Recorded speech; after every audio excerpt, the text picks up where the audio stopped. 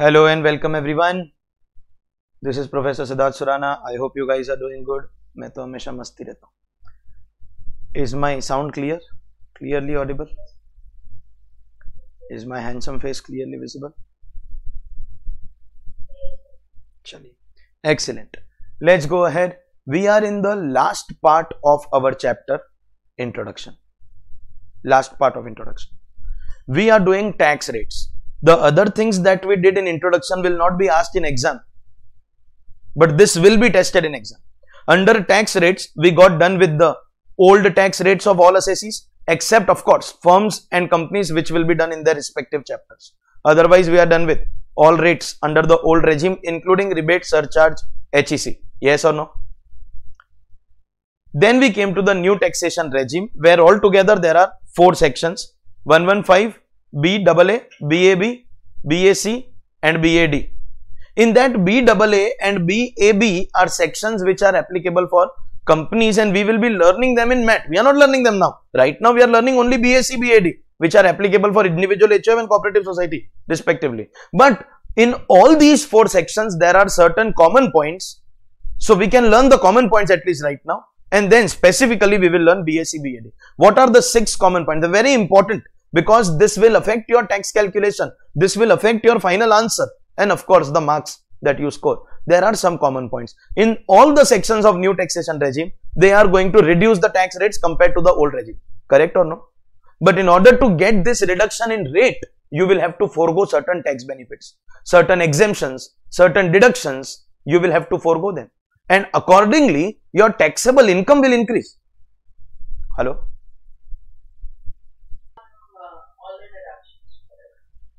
There are certain exemptions, there are certain deductions that you will have to forego. Thus, your NTTI will increase and we will reduce the rate of tax.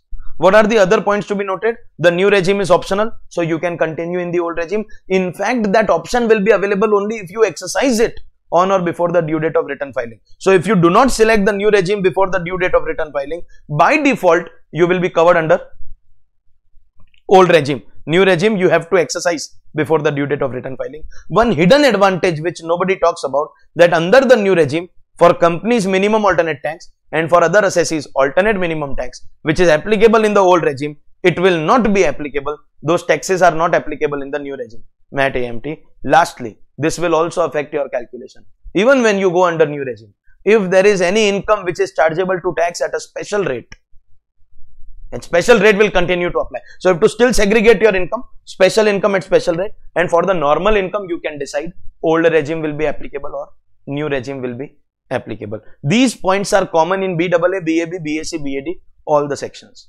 But there are 2 differences, and this is what we were discussing when we ended last class. There are 2 differences, and the differences are only in 115 BAC. So, the other 3 sections are still same.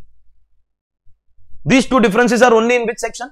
115 BAC. First, BAA, BAB or BAD, they mention domestic company, resident cooperative society, but BAC does not mention that. That means, which individual HUF will be covered, resident or non-resident? This is revision, I have already taught this. Which will be covered? All will be covered. And the second point, in these 3 sections, what is written is, once taken, this is like your new course of CA. Once you go from old to new, you can never in life come back to the old regime. It is one way. Going is allowed, coming back is not going to be allowed. Have you understood that? One way traffic. Going is allowed, coming back is not allowed. But in BAC, the rule is a little different. This part is easy. What is the rule for assessees who do not have PGBP income? You want me to do that again once? Old, new, old, new, new, new, old, old, new, old, new, old, new, old, new, new, new, new, new, old, old, old, old, new, new, old, old, new, old, new, old, old. You can change that option. Tell me when. If new you want before the due date of filing the return. But my question is not that. My question is whether you want to go in old or whether you want to go in new. How many times can you decide? Once or every year you can change your option. Correct? Now we come to this aspect. First, let me remind you who this person is. This is an individual HUF covered under 115 BAC. Individual HUF covered under 115 BAC. And can I say this will cover resident, non-resident both?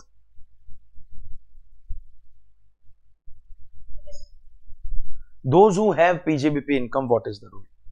First step, since so many years, obviously you are currently in the old regime only, no? Right now, where are you? Old regime. Are you allowed to go from old to new? Yes, sir. Of course, optional on or before the due date of return filing, forego your tax benefit subject to the conditions that we have studied here. Are you allowed to go from old to new? Yes, sir. Allowed. Now, where are you? Now, where are you? New regime. After some time, you feel, yeah, I'm not comfortable. Good morning, my Guju friends. Fire. What do you call it? Fire? Not fire. I am not comfortable here. I am not liking the new taxation regime. I am not liking the new taxation regime. I want to come back from new to old. You will be allowed to come back. Are these guys allowed to come back? Now tell me. These guys. You know who I am talking about, no? No. Are these guys allowed to come back? People who don't have PGBP income? Yes. Every year? Yes. They are also allowed to come back. But now, with a condition that the new regime will not be available forever. This is more confusing than demonetization. From old to new. From old to new, you are allowed to go. Are you allowed to come back? Yes, you can. But now you cannot go again. You cannot go again. This particular part does not require much explanation. You can change it every year. This is very easy to understand. This particular part is also easy to understand. Once you go, you can never come back. And I related it with your day-to-day life by saying that this is like a CA course. From old regime to new regime, you are allowed to shift. But thereafter, you will forever be under the new regime. You can never come back to the old regime. This is like the CA course. Sir, what is this? Listen. If you have ever gone to a cinema hall, I know in last 2 years nobody has gone. I am talking about, you know, in school you must have been taught no history, 115 BC and AD. I am talking about the BC era before Corona. If you have ever gone to a cinema hall, amusement park, Imagica, Water Kingdom, SL World, you purchased a ticket and gone. No? Any water park, any amusement park, any cinema hall, you purchase a ticket and you go. Can you enter with your ticket? Come on. Yes, sir, you are. Can you come out if you are not comfortable over there? Yes. Of course, yes. But then you can't go again. Then you can't go again. That is this. You can go, you can come back, but you cannot go again. New regime will be inapplicable lifetime. That is for individual HUF having PGBP income. But now that you have understood, then fatapat, quickly answer. What about these people? Old to new allowed? These people, huh? Yes. New to old? Not allowed. Chalo, very good. Individual HUF not having PGBP. Old to new allowed? Yes. New to old also allowed? And every year you can change? Fantastic. Let's talk about individual HUF having PGBP income. Supposingly, I'll talk about myself. I am an individual and I have income under PGBP. all the professional income that I get, it is taxable under PGBP income. That means, can I say I fall under this category, individual HUF having PGBP?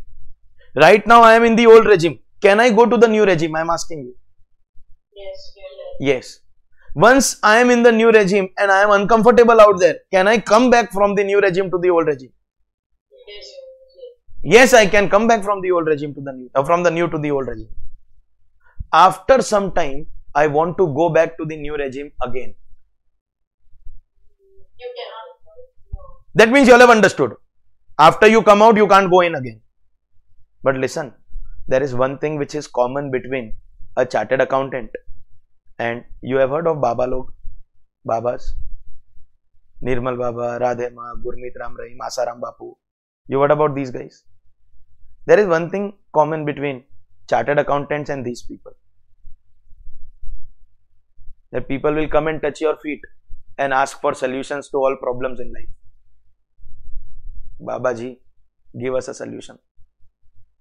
Show us the way out. That's common between CAs and these guys. As a chartered accountant, I need to suggest something. If I am having business income, I cannot go back to the new regime for the second time. Have you understood that? Idea. But if I stop having business income,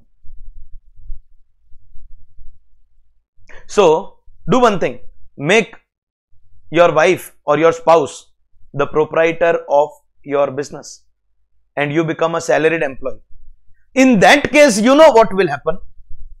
This assessee is no longer this assessee. He is this assessee now.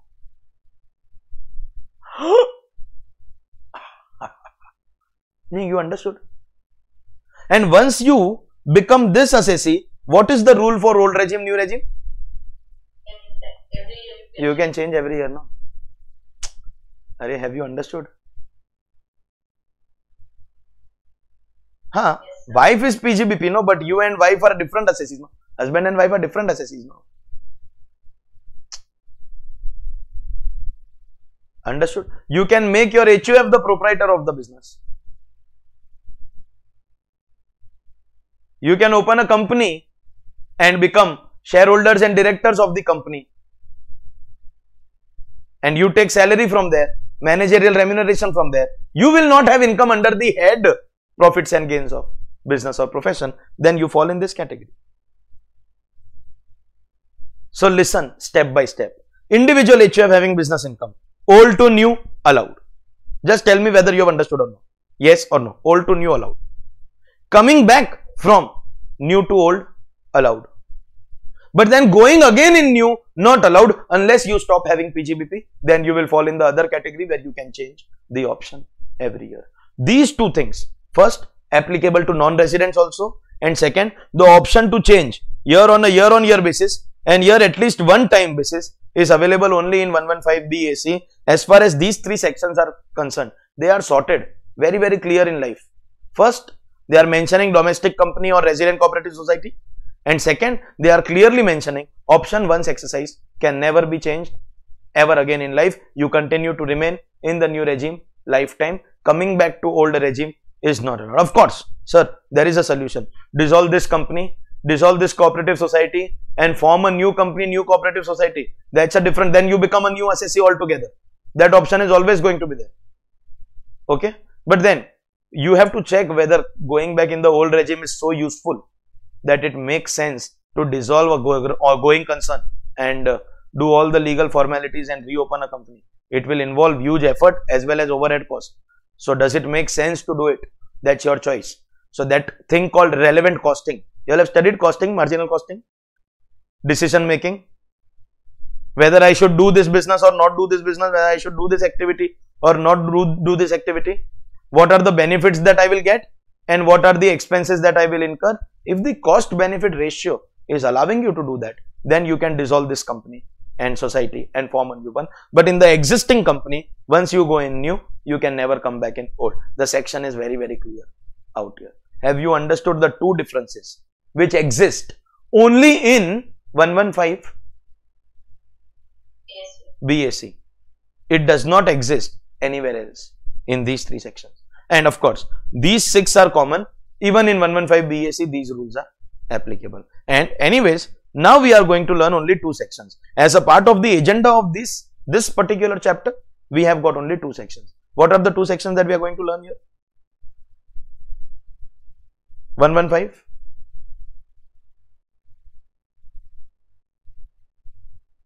Hello. 115 PAD and 115 BBC. BAC.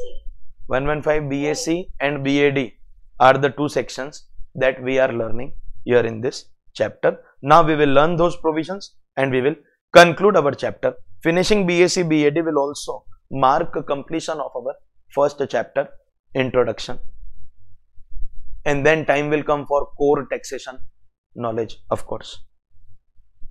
Let's talk about them one by one. First, let's talk about section 115 BAC. Everybody is with me? The points that I am writing here are things that I have already taught you. This is now not just teaching, it is also a revision and also making the handwritten book in class itself. If you don't want to go to the market for a handwritten book, then within the class you can make your notes. So I am asking you questions. It is in your interest that you reply. Anybody with video off for more than 5 minutes will be put in the waiting room. Now I am going to enforce that rule. I am very clear on that. Okay. So 115 BAC, I am asking you and you have to answer. My first question.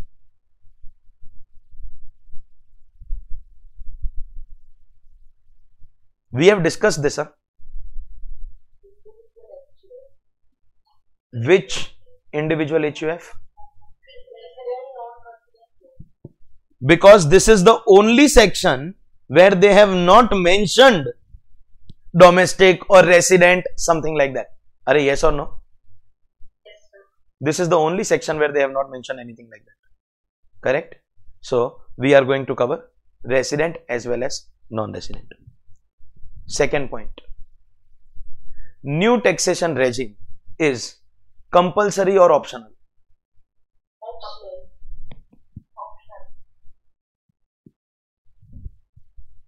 Optional. Third, how to exercise that option? You will have to decide whether you want this option, can I say, on or before the 139(1) due date. We have already studied this. This is like a revision summary only of 115 BAC. We have studied under the common points. Now we are summarizing it at one place. You have to exercise this option on or before the 139(1) due date, which is the return filing due date. If you are not comfortable with section numbers, anyways, we will be learning section numbers when we are under assessment procedure. This 139(1) on or before the return filing due date. Now answer this also. For exercising this option, what is the rule for individual HUF not having PGBP income? Can I say the option can be exercised? Tell me the frequency, please. Every year. So as I said, we are only revising it. And what about assessee having PGBP income? Option can be exercised. See if you understand this. Option can be exercised. How many times? Once. The option can be changed only once. You can come back from new to old, and then the option will not be available forever. Once you come back, you can never go back again. Correct?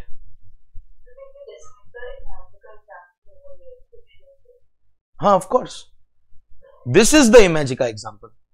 That you can go, you can come back, but you can never go again. In Imagica, you can go by buying a second ticket.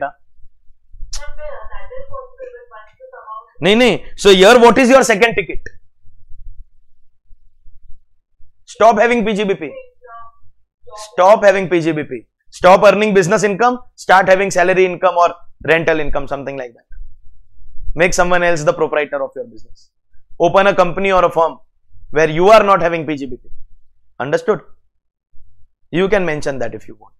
But have we discussed this? And in fact, you can mention that also. If stops PGBP, then you can change. Then you fall in this category, no? First category. If you stop PGBP, then you fall in this category, no? Correct? Next, very, very important and hidden aspect. Very, very important and hidden aspect, which unfortunately nobody is talking about. Once you go in new regime, you are not required to calculate or pay any alternate minimum tax, which in the old regime is applicable to you. Achha, by the way, why I am writing AMT and not writing MAT? Now tell me if you understood the discussion yesterday. Because MAT is correct, applicable for companies. In individual HUF, normally AMT is applicable, so here that will not be applicable. MAT is not applicable to them only. MAT is applicable to which assessee? Companies. So we are not going to mention about MAT. Here we will say no AMT. Okay. Now I come to a very, very important aspect. All throughout the discussion, I have been telling you rates will reduce, rates will reduce, rates will reduce. Finally, in the new regime for individual HUF, what are the slabs that have been provided for the new taxation regime for individual HUF? Finally, what are the slabs of the new regime? And what is going to be the savings? And after this, of course, there is one last point F. In order to get these reduced rates, these new slabs, you will have to forego some tax benefit. If I talk about 115 BAC, it is a list of 20 benefits to be foregone. Okay. So what are the tax benefits to be foregone? That is going to be our last point. Hello, are you with me? This is a very, very important aspect. What are the slab rates in new regime? This is going to be applicable for all individual and HUF. Hello? Hello? Clear? Was the screen frozen? Yes, sir. So listen, at any point of time, if this screen on which I am writing, if this freezes or my video becomes blurred or the background becomes blurred or there is any issue in the sound, any of these issues, immediately you can come on the mic and tell me, interrupt me and tell me, or also on the chat box, wherever you are comfortable. Because the thing is that I am in my flow of the class. Where I am sitting, I am only talking. I am not listening to myself. And even if I am listening, I am not listening through the system. So you are the one who is at the receiving end. You are the one who will be able to identify if there is any problem.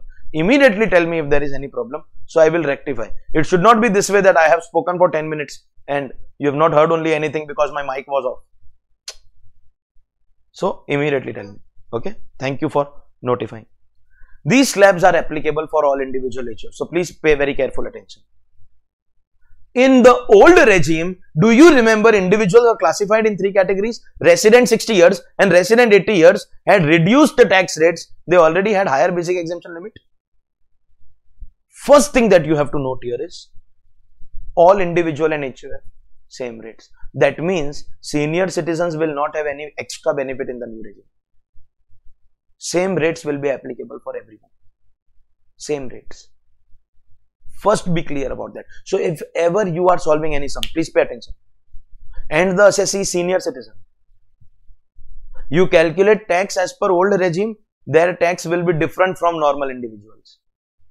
But if you calculate tax as per new regime, their tax will be same as normal individuals. Because in the new regime, we are not distinguishing between normal individuals or senior or very senior. All individuals and HUF will have same rate. We are not identifying senior citizens separately out here. What are the slabs? See, if you don't want the trouble of learning so many slabs, I'll give you one idea. The slab will keep on increasing by 2,50,000. Every slab is of 250, 250, 250, 250, 250, and the rate will keep on increasing by 5%. Slab will keep on increasing by 250, rate will keep on increasing by 5%. That means first 2,50,000 is going to be 0%. That means, can I call it the basic exemption of the new regime? Correct or no? Yes, sir. Normal individuals are okay with it because old or new, no difference. But senior citizen and very senior citizen, of course only if resident, because in old regime they get higher basic exemption limit, only if resident, they have already suffered a loss here. They have to start paying tax after 2,50,000, but in the old regime they start paying tax after 3 lakh and 5 lakh respectively. Are you following? Okay. Now that I have told you the change in slab and the change in rate, can you continue and tell me what will be the next slab? 2.5 to 5, and the rate will keep on increasing by. So this is clerical work technique. You know, this you can learn. Ultimately, slabs you will have to learn. Like you learn in old, you have to learn in new. I want the internal discussion with you. I want to spend time on that. So this part you keep on telling me continuously as and when we move further in the slabs. Discussion I will do with you. Tell me one thing. If at all I compare this with the old,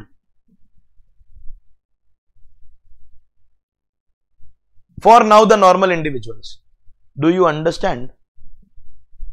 In the old also it was these rates only in these slabs. So if I ask you the difference, do you understand? There is no difference in tax till now. Correct or no? Chalo. Now you keep on telling me the slabs, I will do the discussion with you. That is more important. Today you will take home a very, very important aspect. Today you will know that anybody who moves from the old regime to the new regime, what advantage you get in life and what disadvantage you get in life. Making you learn these rates is not my objective. This you will learn. You are a CA final student, you have to learn a lot of things. Learning these rates is just a small thing. Whether you are understanding the interpretation, whether you are able to read between the lines, I want to check that. So you tell me the slab please. 5 to 7.5, rate will become 10%. Tell me 5 to 7.5 in the old regime, what is the rate?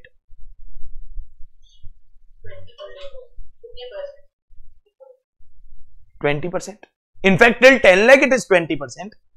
So next slab also, old we will write 20 only.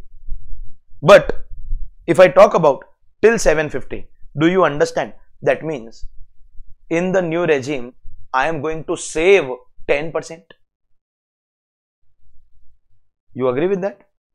Yes. On this amount, in the new regime, I am paying 10. In the old regime, I was paying 20. So what is my saving? If I ask you the difference, 10%. And if I ask you the savings in rupees, then can you identify what will be the saving in rupees? I'll tell you how to do it. First time I will tell you. What is the income in the bracket? 2,50,000. Rate applicable in the new regime? Rate applicable in the old regime? So the savings that we are getting in the new regime? 10%. And that 10% savings on what amount? Accordingly, if I ask you the savings in rupees, then your answer is 25,000. This you can get anywhere. Huh? Do any research. You should do a simple Google search also now. You will get the rates. You will not get this anywhere. Huh? So that is why I am telling you. You quickly participate and give me this. I am going to do a lot of discussion with you here. This is going to help you. Let's go ahead. Tell me the next slab. I already told you. Slab will increase by 250. Rate will increase by 5%. So we will have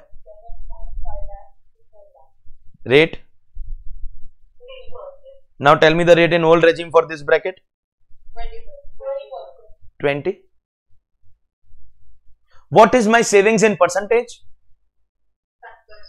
5%. Of what amount? Of what amount? 5% of what? 250. So my savings in rupees will be correctly identified, 12,500. Next slab, 10 lakh to 12.5. Rate is 20%. Now what is the rate applicable in the old regime after 10 lakh once you cross 10 lakh? 30. So what is my savings in percentage? 10%. 10. 10% of what amount? 2,50,000. Thus my savings in rupees. 25,000. Does it make sense to you? This discussion is very important. This will help you understand the difference as an assessee in old and new.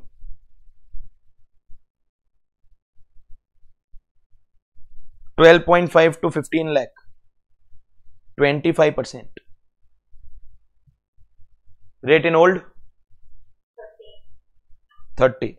Savings in percentage? 5%. Now please, savings in rupees. 12,500. Ladies and gentlemen, boys and girls, that's about it. This is your benefit. If I have to today quantify for you, pay attention please, copycats. Pay attention please. Shifting from old to new can bring a highest tax benefit in your life of 75,000 rupees. The benefit can never be even 1 rupee more than 75,000. In basic tax, of course. Cess of that 4% will also apply. No doubt about that. But that highest basic tax saving is going to be 75,000 rupees. It can never be even 1 rupee more than 75,000. The benefit, because after 15 lakh, Modi ji's favorite figure, 15 lakh, even in the new regime, the applicable tax will be 30. Now tell me, what was the applicable rate in the old regime? 30. In fact, after 10 itself, it was 30. That means, can I say after 15 lakh income, no savings? So observe carefully. See the lines that I am drawing. Do you understand? First two slabs, no difference. Anybody in these slabs? Do you understand? Anybody having income more than 15 lakh, no difference. Old also 30, new also 30. If at all there is any benefit, it lies in these four brackets, and that total benefit I have already identified for you.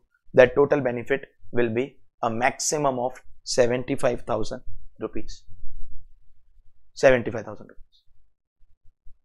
Okay.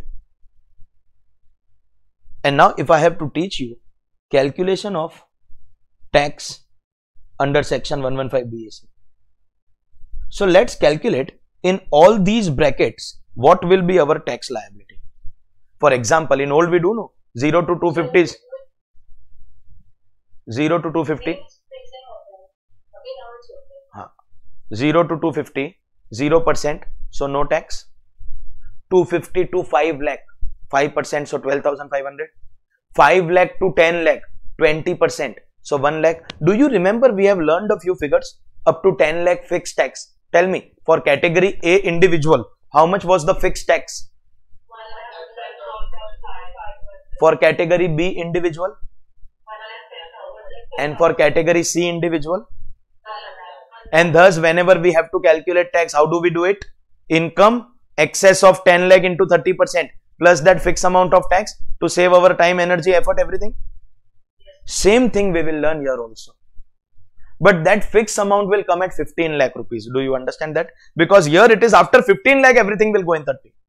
So till 15 lakh, let us understand how much is the fixed amount of. I can give you orally if I have to 187,500, but I want to prove it with numbers. So very quickly, all you are required to do is take this income, apply this rate, and keep on giving me amounts slab after slab. For example, first slab 250 into 0%.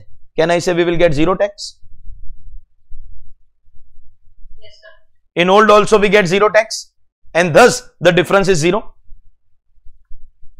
Now tell me, 250 to 5 lakh, 5%. How much do you get?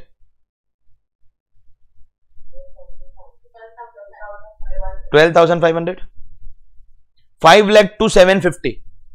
10% of 2 lakh 50. 25,000. Hello. Now tell me the next amount. No, please.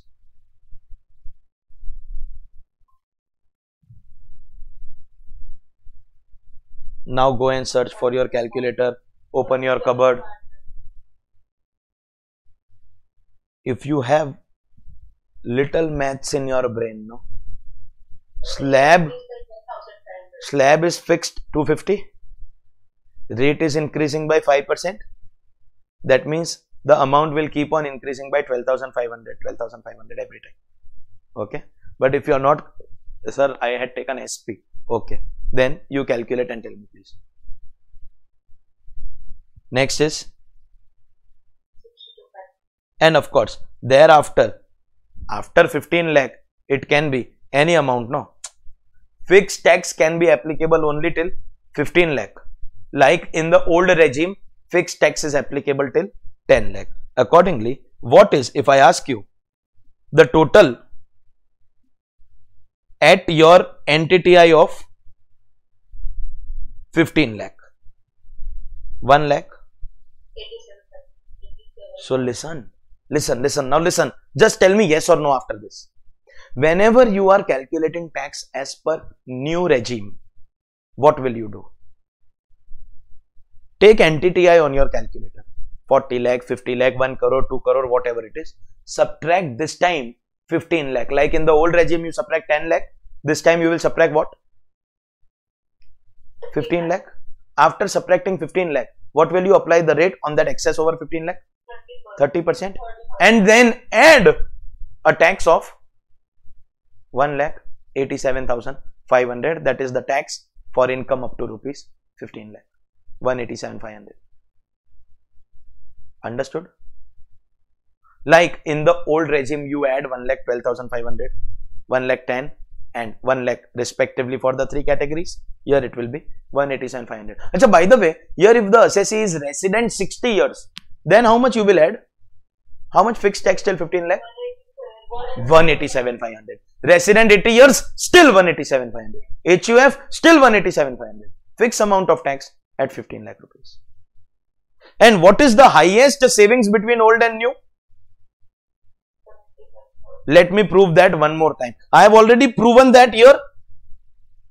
Do one thing.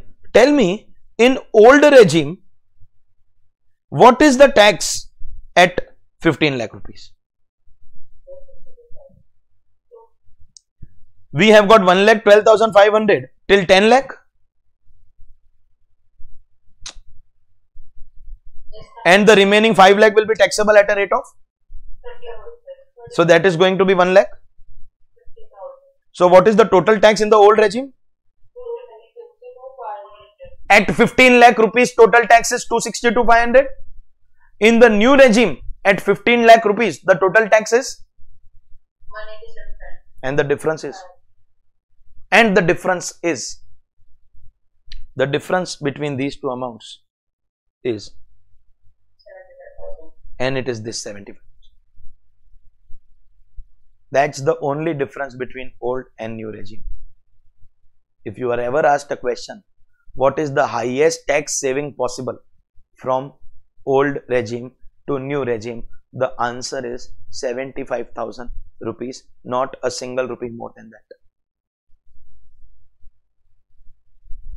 I am not going to point F right now. See, this was my point E, no? Slabs. You remember 115 BAC, ABCD. Point F I am not going right now, because I have to do rebate, surcharge, HEC, all that for the new regime also. But listen. The highest benefit is 75,000. The loss that you will suffer can be unlimited. Because for this benefit of 75,000 rupees, you have to forego huge number of tax benefits. Now, benefits like scientific research or special economic zone, look at yourself in the mirror, look at the poverty in the mirror. You will come to know that scientific research or specified business or SEZ has got nothing to do with people like you and me. We are poor CA professors and students. Nothing to do with you and me. But what about a deduction of chapter 6A? A life insurance premium, medical insurance premium, donation deduction. Sir, by now we are getting a feeling that very soon we are going to be eligible for 80U deduction also. You will make sure that you make us eligible for that also. It's a tax joke.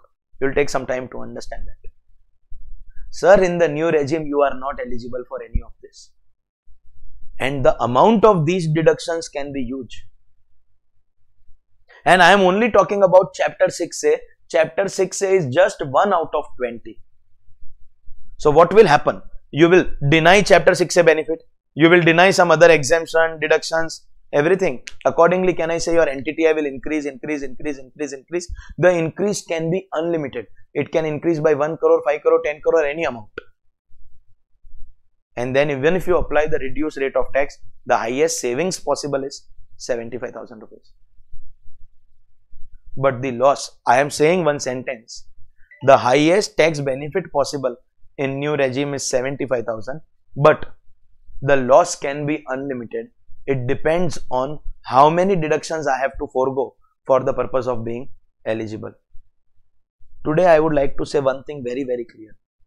As a chartered accountant, if any client of mine approaches me and is asking me, sir, I should go for old regime or new regime, without even looking at anything, without even thinking about anything, I will tell my client, go for the old regime. Don't think twice, go for the old regime. Sir, what will happen? You will pay the old slabs wala tax as per the old slabs. That means your loss is this 75,000, but with the deductions that you get, and in fact in some of the cases, you are aware, no, once you go in new, you can never come back to old. The deductions that you will get, the exemptions that you will get, will take care of your 75,000, and if it does not take care, you can take 75 from me, please. I'll give you. But please do not even ask about shifting to the new regime. This new regime in itself is like a scam only. They have only fooled people. See, we are reducing rates. We are reducing rates. But the tax benefits that they are taking away from you are massive. I would have appreciated the new regime if it was compulsory. So the benefit is, so many chapters of income tax are removed. The law is so simplified. Chapter 6A deleted, SEZ deleted, sections in PGBP deleted, certain sections in set of chapter deleted. So much data to be reduced from our study because it is removed from the law itself. But because it is an option, so you have to study that also. You have to study this also. In practical life, let us conclude today, nobody is going to take the new taxation regime. Still, if you want, of course, option is available. Tell me one thing, what is the highest possible tax saving? Highest possible tax saving once you move from old to new? 75,000. No problem. While I have given you these slabs, let's not forget, I have already told you this, but let's not forget. If there is any special income in my total, remember, that will be segregated because I already told you that special rates will apply even in the new regime. So my total income will be separated into two parts. Special income will be taxable at chapter 12 rates and normal income will be taxable at these rates. No problem. We have already discussed this also. And now that we are done with basic tax, see, this 187,500 is basic tax. After basic tax, what are the three concepts that will finish our tax calculation? Let's do them one by one. First concept, rebate. If you all want to write it, if you all get a feeling, no sir, please make us write something, then you all can write same. So then tell me, what are the three conditions to get rebate? Resident, individual, NTTI up to 5 lakh.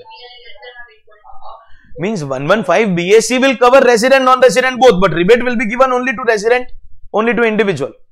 115 BAC will cover HUF, but rebate is only for individual, and income up to 5 lakh. Done, everybody written, rebate same, conditions are same, quantum is also same, actual tax or 12,500 whichever is lower. Condition also same, quantum also same. Mitro, condition, quantum same. But I'll tell you one thing, if you have understood the slabs, let's be honest, It does not make any difference.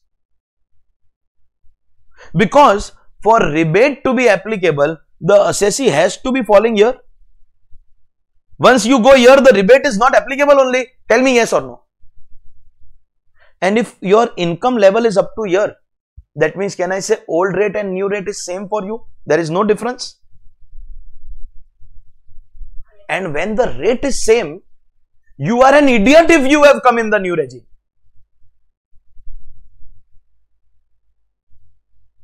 New regime benefit starts over here. Here there is no benefit in the new regime. Then why have you unnecessarily foregone your tax benefits like chapter 6 say your exemptions, your deductions? Why have you done that? Are you following? That means people having income up to 5 lakh will always stay in the old regime because that will make you eligible for your deductions. And people having income more than 5 lakh might come in new regime, but rebate is not applicable only, no, once you cross 5 lakh. So writing same is correct. You can write rebate same, but anybody who is eligible for rebate, I don't think that person will ever come to new regime. That person will remain in the old regime itself. Why will you forego your tax benefits, your deductions, when you are not getting any advantage out of it? Understood the logic here? But of course, if you want to do mechanical learning, condition is also same, quantum is also same. 3 conditions, actual tax or 12,500, whichever is lower. And what are the other 2 concepts that we understood or studied? Surcharge and HEC. Surcharge 10%, 15%, 25%, 37%. 25, 37 not applicable on 4 incomes. And HEC is 4% always under all circumstances. Congratulations. Abhinandanam. Same rates, same conditions. So same surcharge 10, 15, 25, 37. Greater than 50 lakh, greater than 1 crore, greater than 2 crore, greater than 5 crore. Marginal relief also same. 25, 37 not applicable, that is also same. HEC is to always same only 4%, not just for individual HUF, but all assessees, all sections. Just one thing, please pay attention. Does HEC depend on your total income? HEC is fixed 4% always, but surcharge will depend on your total income. Because only when income is exceeding 50 lakh rupees, your surcharge will come. And it will change once your income changes more than 1 crore, more than 2 crore respectively. The NTTI that you calculate here has to be as per 115 BAC.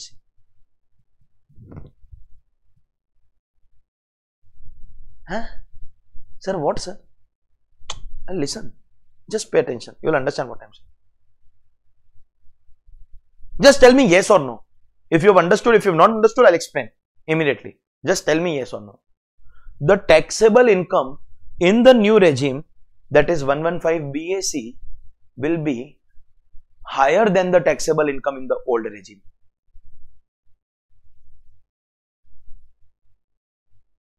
Yes or no?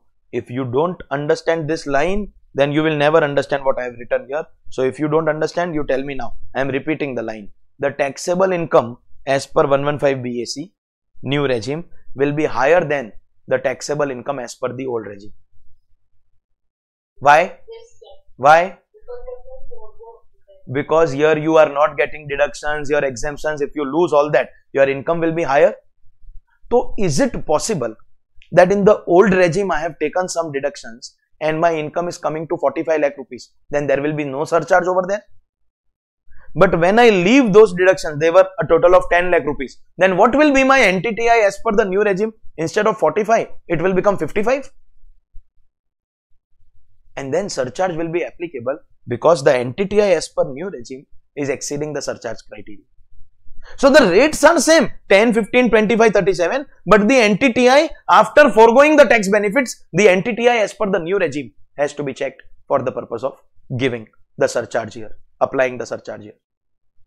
Understood the line? NTTI as per new regime, NTTI as per 115 BAC, though the rates are going to remain same, both for surcharge as well as HEC.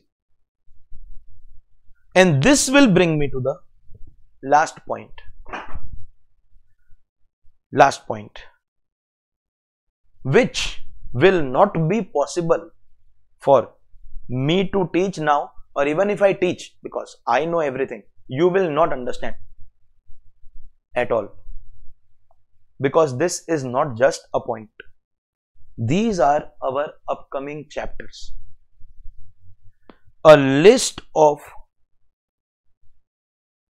tax benefits to be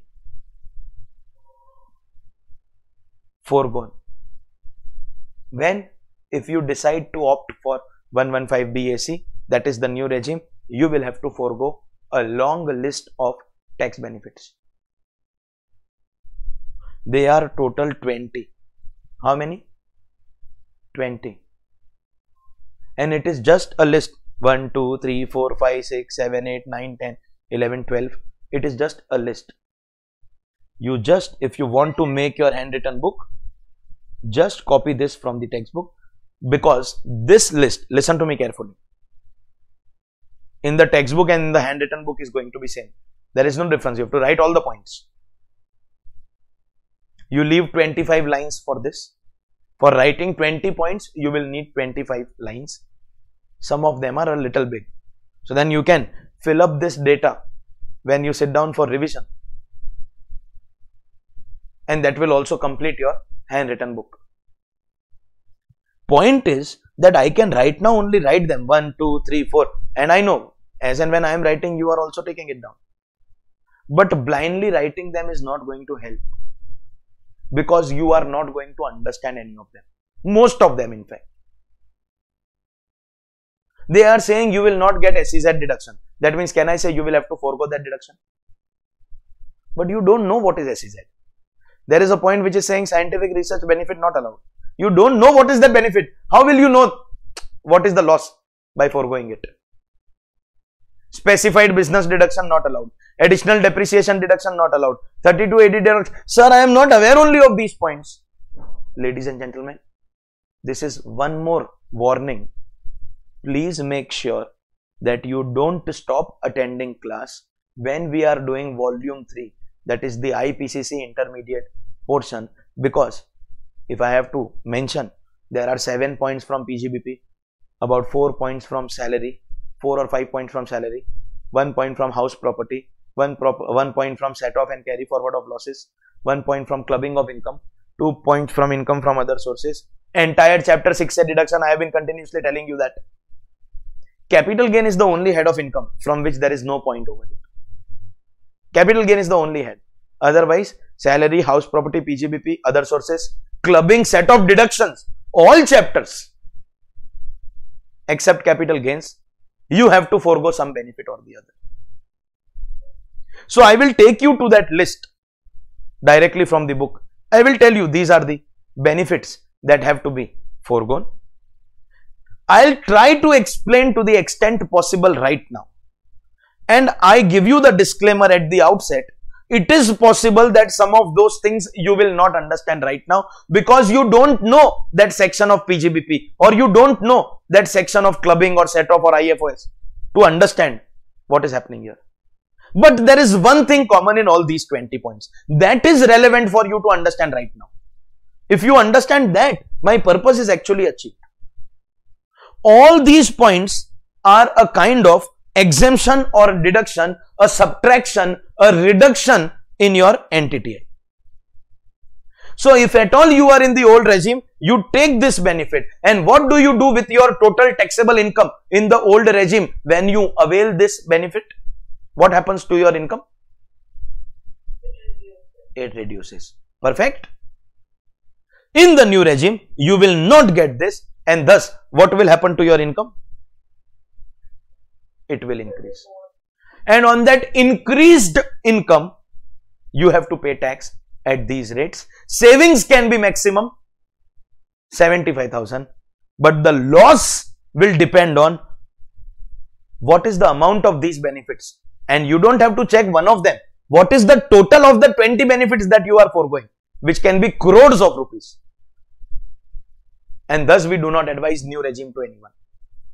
Okay, so one thing is common, all of them are tax benefits that you have to leave, forego, not avail if you want to enter the new taxation regime. So you can leave those 25 lines for writing them so that your handwritten book is completed, but I am having a quick discussion on those points one by one. I am not going into the detailing. Let me be honest, as and when we proceed further, in PGBP you will learn some of them, SEZ you will learn one of the points, in house property one point will come, in set off one point will come. I am quickly taking you a brief run through those points. Some of them you may understand, some of them you may not understand, but one thing everybody will understand, that it's a tax benefit which we will not get if we are in the new regime. Is that understood?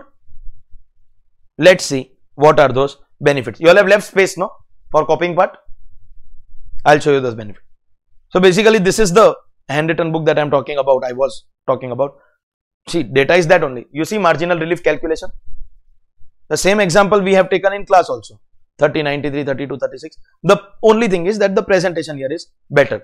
This is our new taxation regime. See if you remember, like a recap. New taxation regime is applicable for individual HUF 115 BSc. This was introduced last year only with effect from AY 21-22.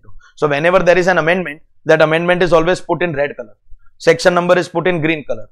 Headings are put in black color and data is put in blue color. Important points again, the color is going to be a little different. So the whole presentation, the whole thing, content is going to be same as what we are discussing in class.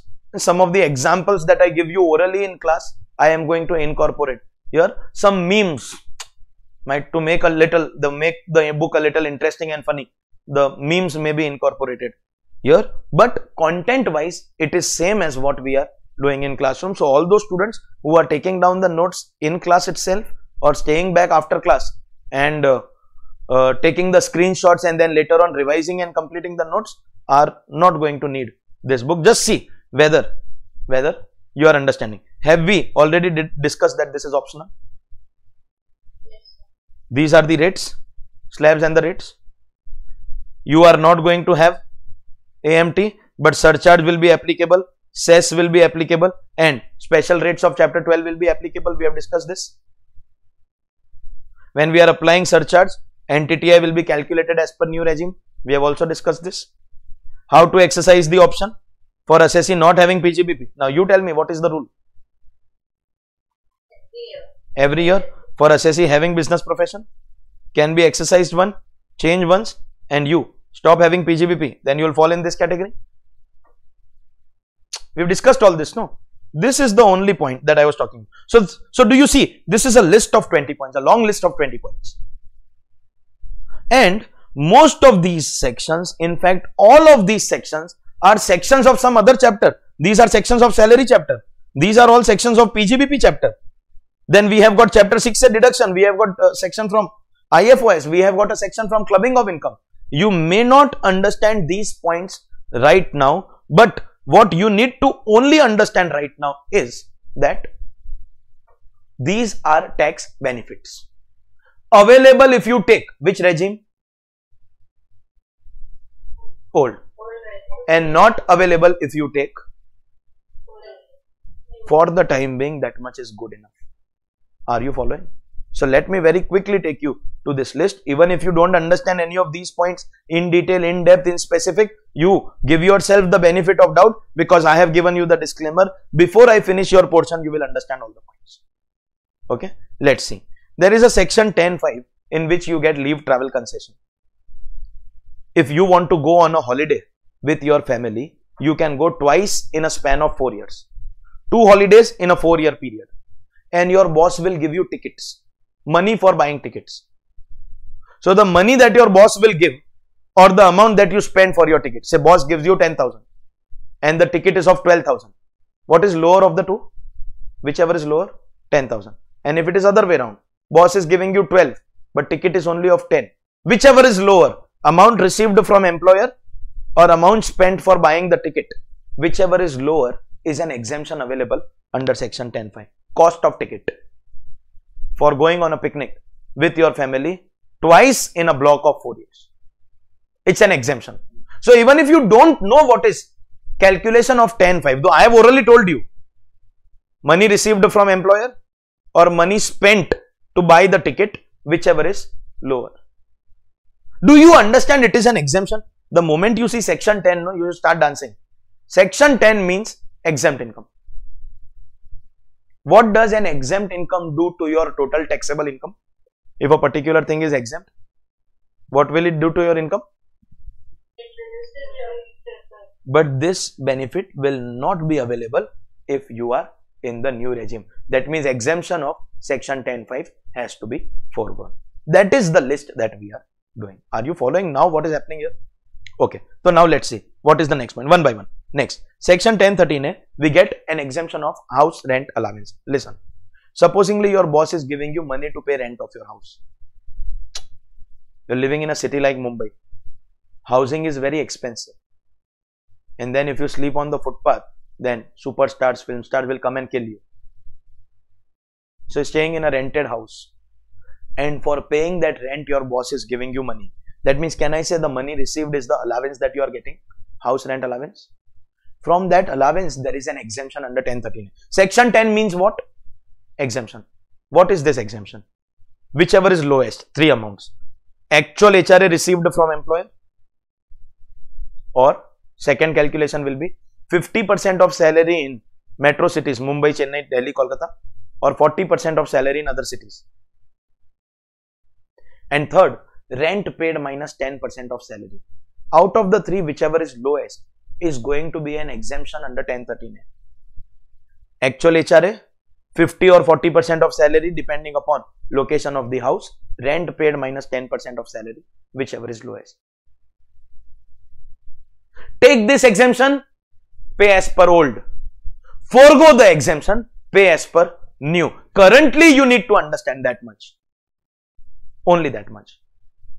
This is an exemption that you will have to forgo. Then, in salary under section 10, subsection 14, we have got a long list of exempt allowances. Long list of exempt allowances. I'll tell you, don't worry. There is an allowance called children education allowance.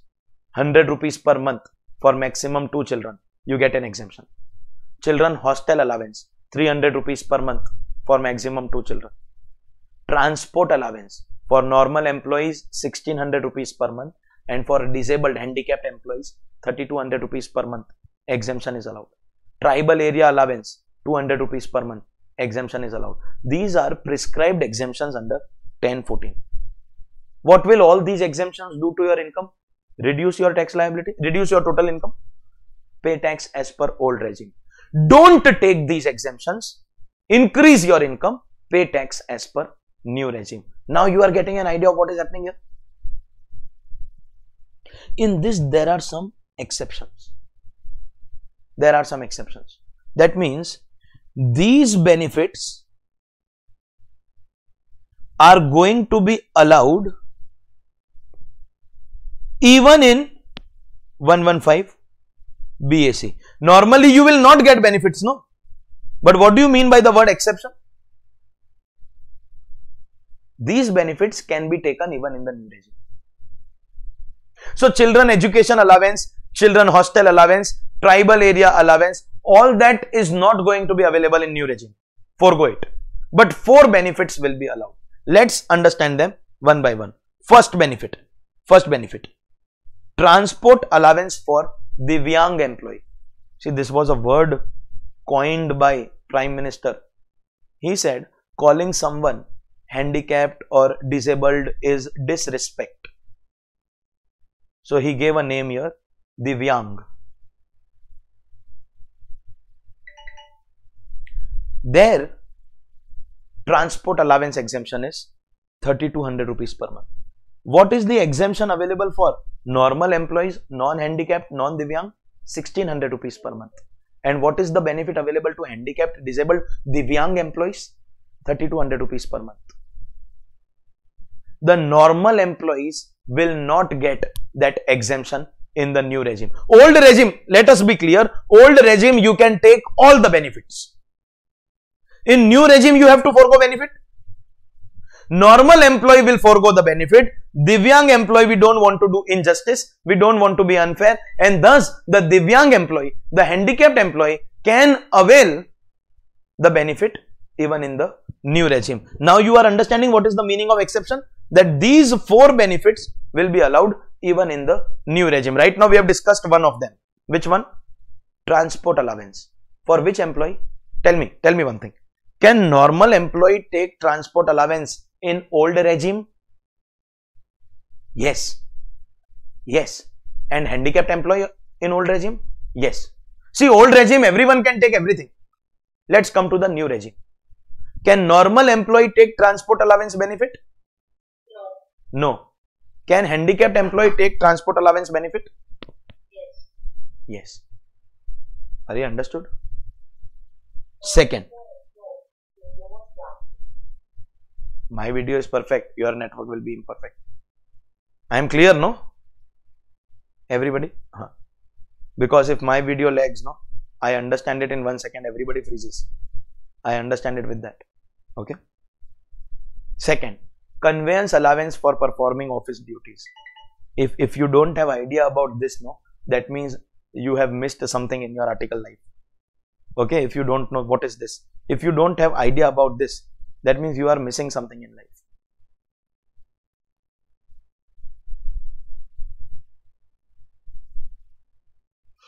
If you have never done this once in your life, travel by best bus and make a voucher of an auto rickshaw and give it to your principal. Then I am born and brought up in South Mumbai, obnoxious town. I had never crossed Bandra in my life till the time my school, college, everything was in Churchgate only. First time I crossed Bandra was in my articleship. Okay. And my boss told me that I am sending you to a place called Sakinaka. And first of all, I have never heard that name also. He told me that God Bandar, Sakinaka. I never heard these names also in my life. So he said, you step down of the local train at Andheri station, come out of Andheri station, and those days there was no metro. Metro was under construction. So you will get a bus. I saw the queue for the bus. I said, sir, I will never reach before 1 o'clock. If you are okay, I have got no problem. So because I used to attend college in the morning and then leave from college. By the time I used to reach Andheri station, it was already 11 o'clock. And then from there, reaching all the way over there, it takes at least more than an hour without metro. Now these days things are very comfortable. I said, I will not. He said, do one thing. You can take a rickshaw. I'll pay you for that. But don't waste time. Time is very important. Instead of completing this audit in 1 month, if you finish in 20 days, those 10 days I can utilize somewhere else and recover the rickshaw cost. He was very clever in all this. And be comfortable more than anything else. When the talent is very bright, no, then even the bosses want to retain you. Please understand that. Okay. When you are talented, people want you. So he's like, be comfortable. I used to take the rickshaw. In the morning, there was no choice. But in the evening, no, most of the places, the bus stops used to be almost empty. That was generally the starting point also of the bus. So you can just hop into the bus, come to the station and come back home. But of course, the voucher was rickshaw from Andheri to Sakinaka and rickshaw return also.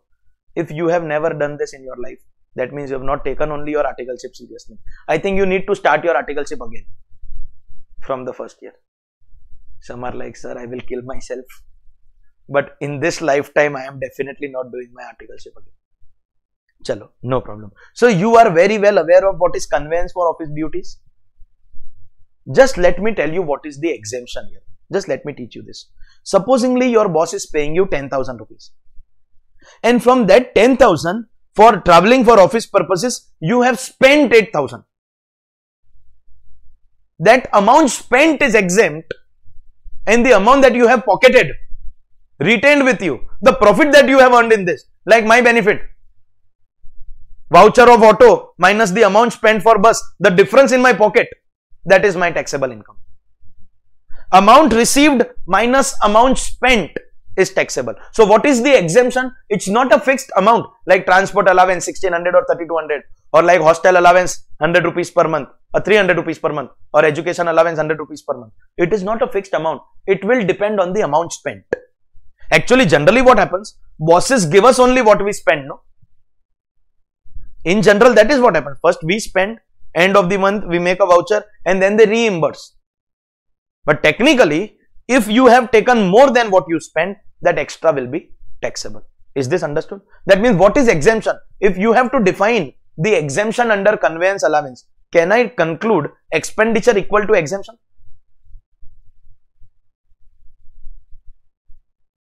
You will get that exemption in the old regime.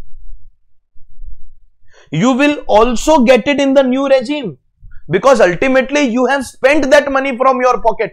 Please understand. If boss is giving me 10,000 and I have spent already 9,000, that means my profit is only 1,000 and I have spent it for performing office duties, not for my personal benefit. How can you tax it at all? Whether old regime or new regime, the amount spent will continue to remain exempt. This will be allowed. Don't forget, we are doing exceptions. We are doing benefits which will be available even in the new regime. So normally the allowances exemption will not be allowed. But transport allowance we will give to which employee? Normal employee, handicapped employee, none of them, both of them.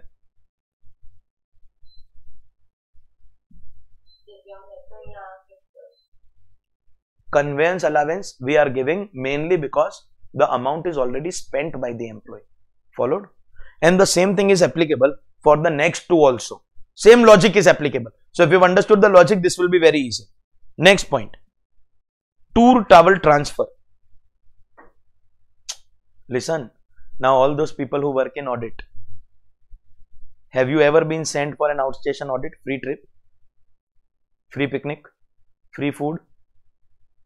So obviously the train ticket, the hotel room fare, the food, everything you must be paying, no, from your own pocket. Rubbish. Rubbish. One day hotel room fare will be more than your monthly stipend. Correct, no? So does your boss give you money? From that you spend something, the amount spent is exempt, exactly same as conveyance. And thus that exemption you can take, whether old regime or new regime, because it was never your profit, it is an expenditure. Understood now? And same logic is applicable for this also.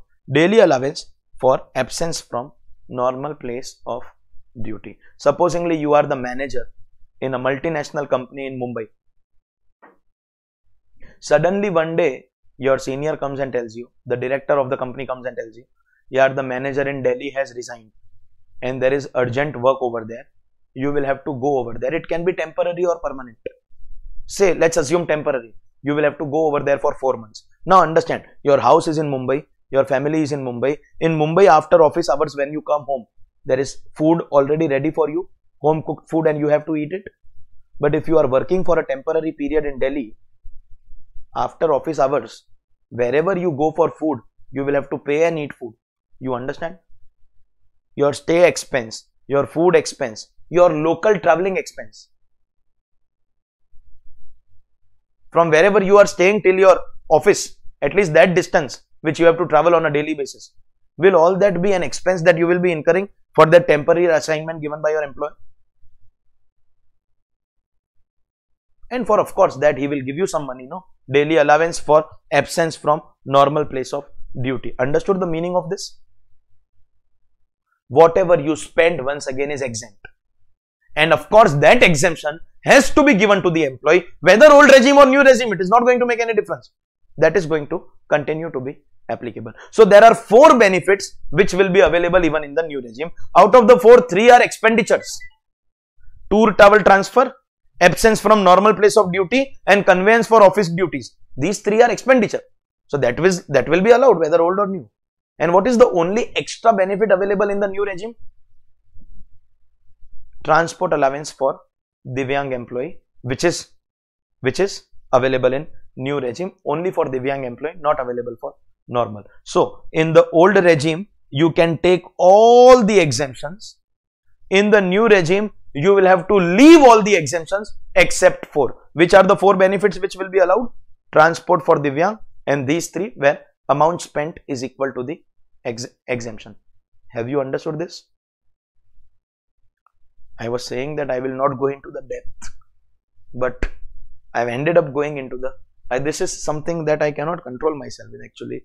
When I am talking about tax, no, I always want to go into the depth of the discussion.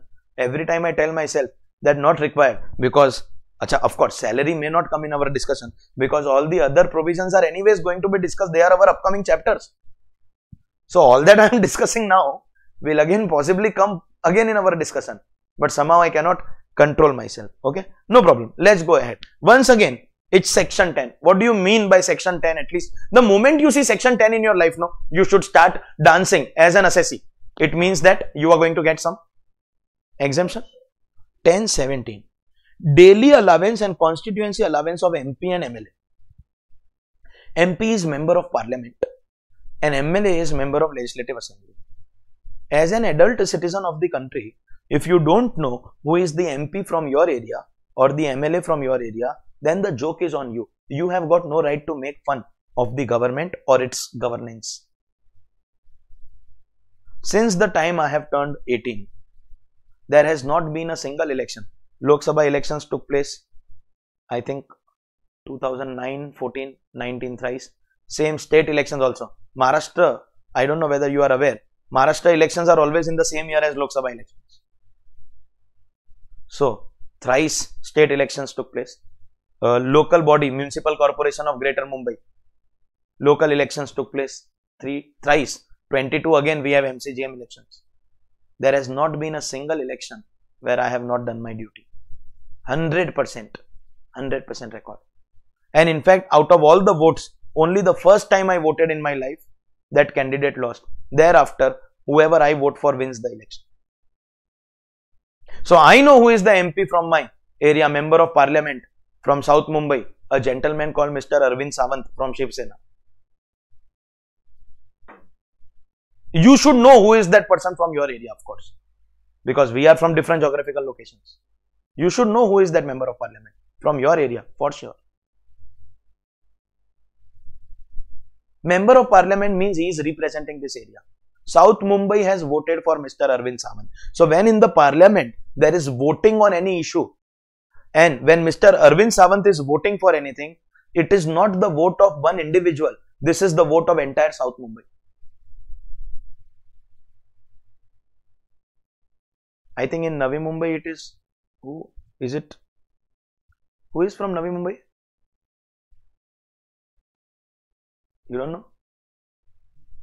Who is from Thane? I think it is Mr. Rajan Vichare again from Shiv Sena. Okay. If I talk about the MLA from my area, member of Legislative Assembly, of course, at least you know this much, that members of parliament work in the central government legislature in the parliament in Delhi, and member of Legislative Assembly works in the state legislature. At least you all know that much. MLA from my area is a gentleman called Mr. Mangal Prabhat Lodha, the richest real estate developer of the country. And I think he is MLA since the last 15-20 years. Every time he only wins. Whole BJP is running on his money. He is the richest, I am telling you, no, real estate developer.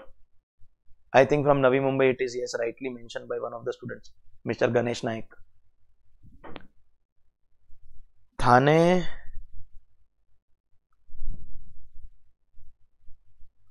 Thane mein who is it?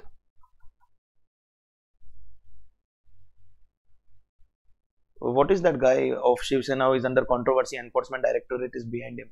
Mr. Pratap Sarnaik, no? Anyways, I know that you guys don't know anything. Means I have understood what is your civic sense, and chalo. Then let's not get into that discussion. You all understand that there is voting every 5 years. We vote for Parliament, Lok Sabha elections and state elections, Vidhan Sabha elections. In Lok Sabha elections, we are voting for MPs, and in Vidhan Sabha elections, we are voting for MLA. These people get two things from government treasury, from public money. They get something called daily allowance. See, listen, Parliament functions in Delhi, but MPs are elected from across India. Likewise, Vidhan Sabha of Maharashtra is working in Mumbai, but MLAs are elected from entire Maharashtra, from urban, rural, all parts. So they have to be away from their normal place of house, and when they are away, so their daily expense will increase, something similar to this point. For that they get something called daily allowance, fully exempt, and they also get something called constituency allowance. Sir, what is constituency? Understand, because you all don't know anything in civics, so understand please.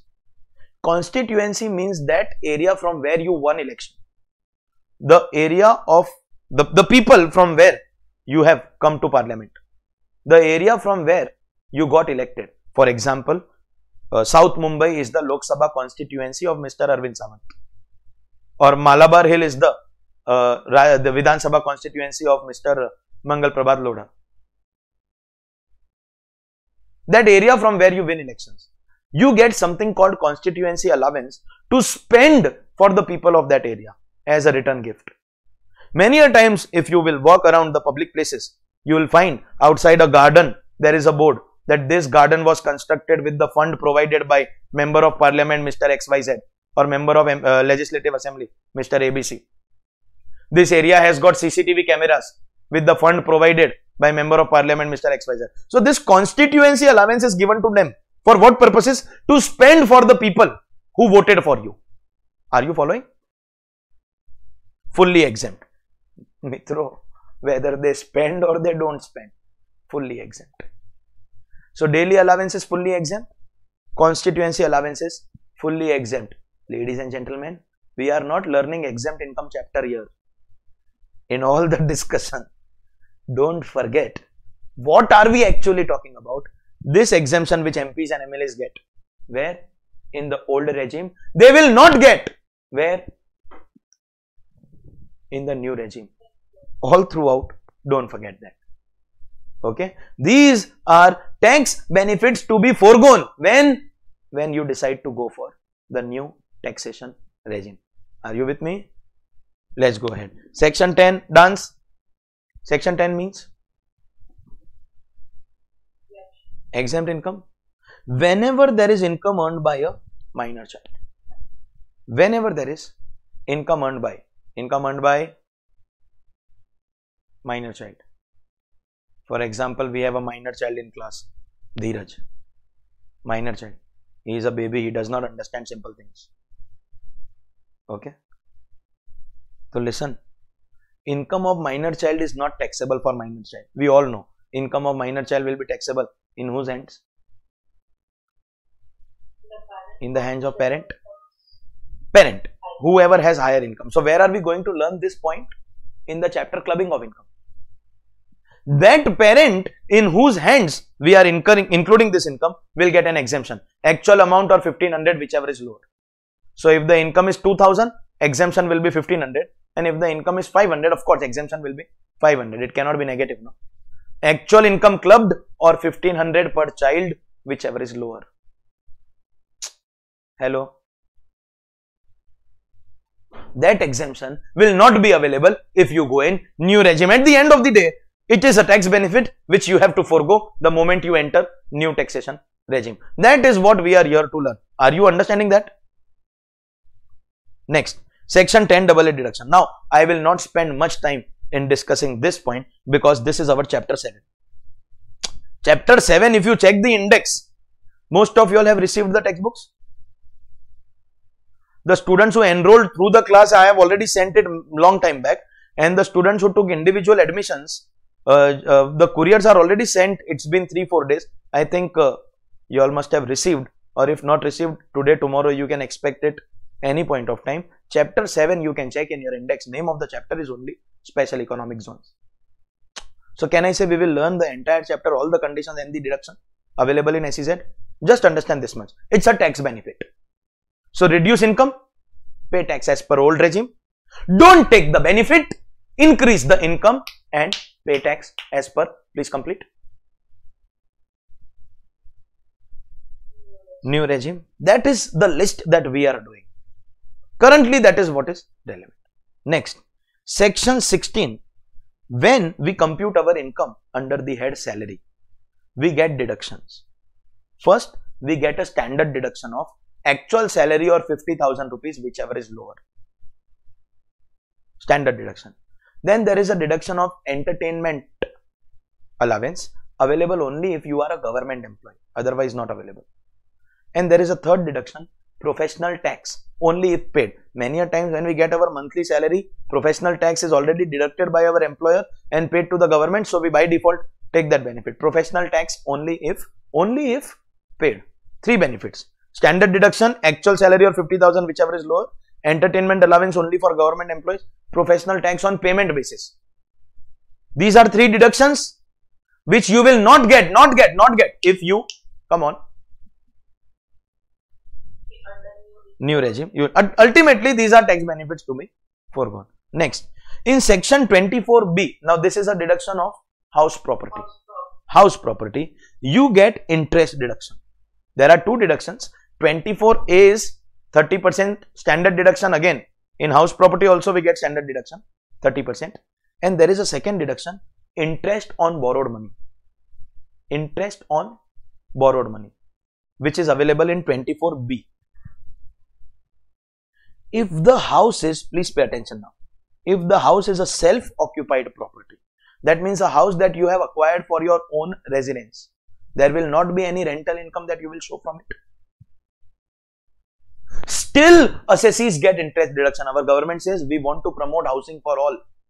It is your personal expense, this interest, that home loan that you have taken. Still, we want to encourage people to buy their own homes, and thus we will allow you interest deduction. So what happens when your house is self-occupied property? Please pay attention. The income that you will show will be zero, but against that you get interest deduction. So the final answer is always negative in SOP, and this is used against your other incomes to reduce your total taxable income. SOP will always create a loss because there is no income, but you get interest deduction, and that loss is adjusted against other incomes.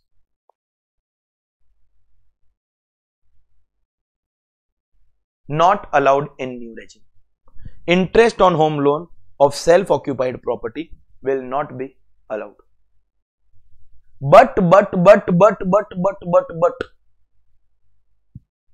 this is easy to understand. It's a tax benefit that you have to forego. Please pay attention to this. If my property is let out property means I have given that property on rent. Just tell me one thing. Am I showing income from that property? Yes, then interest will be allowed. And if my property is deemed to be let out, DLOP, government says that you can take SOP benefit for maximum 2 houses. When you were in intermediate, it was only 1 house. Last 2 years, this change has happened. Now 2 houses are allowed. But if you have more than 2 houses, then even if you don't give on rent, we will assume that they are given on rent, and their annual market rent is going to be taxable. Such properties are called deemed to be let out property. So let out property you have actually given on rent and showing taxable income. DLOP, please listen, without giving on rent you are showing taxable income, assumed to be let out, deemed to be let out. Point is this, in these 2 properties, tell me one thing, are you showing taxable income? Then you can take your interest deduction. When we say interest on home loan not allowed in new regime, let's be clear, it is only, we are talking about only which property? Self-occupied property. That means if the property is let out or deemed to be let out, then interest deduction will be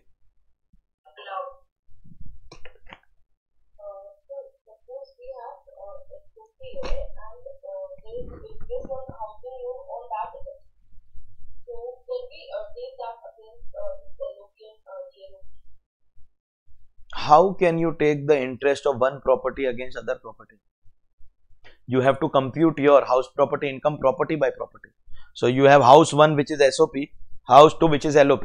In LOP you take interest deduction for the loan which you have taken for this house, and the loan that you have taken for this house not allowed in new regime. Old regime of course you are allowed, new regime it will not be allowed.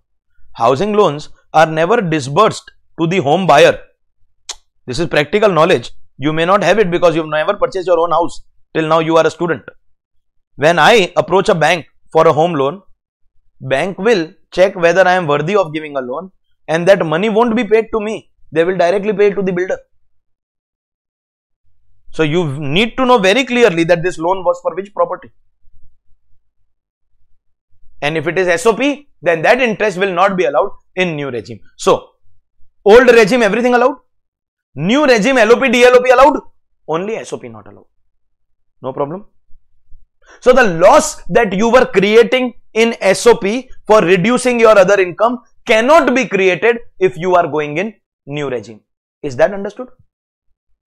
Fantastic. Additional depreciation. I will not spend time in doing this because I have got a lot of discussion of additional depreciation in PGBP. Just one line I will tell you. Manufacturers get more depreciation deduction compared to normal assessees.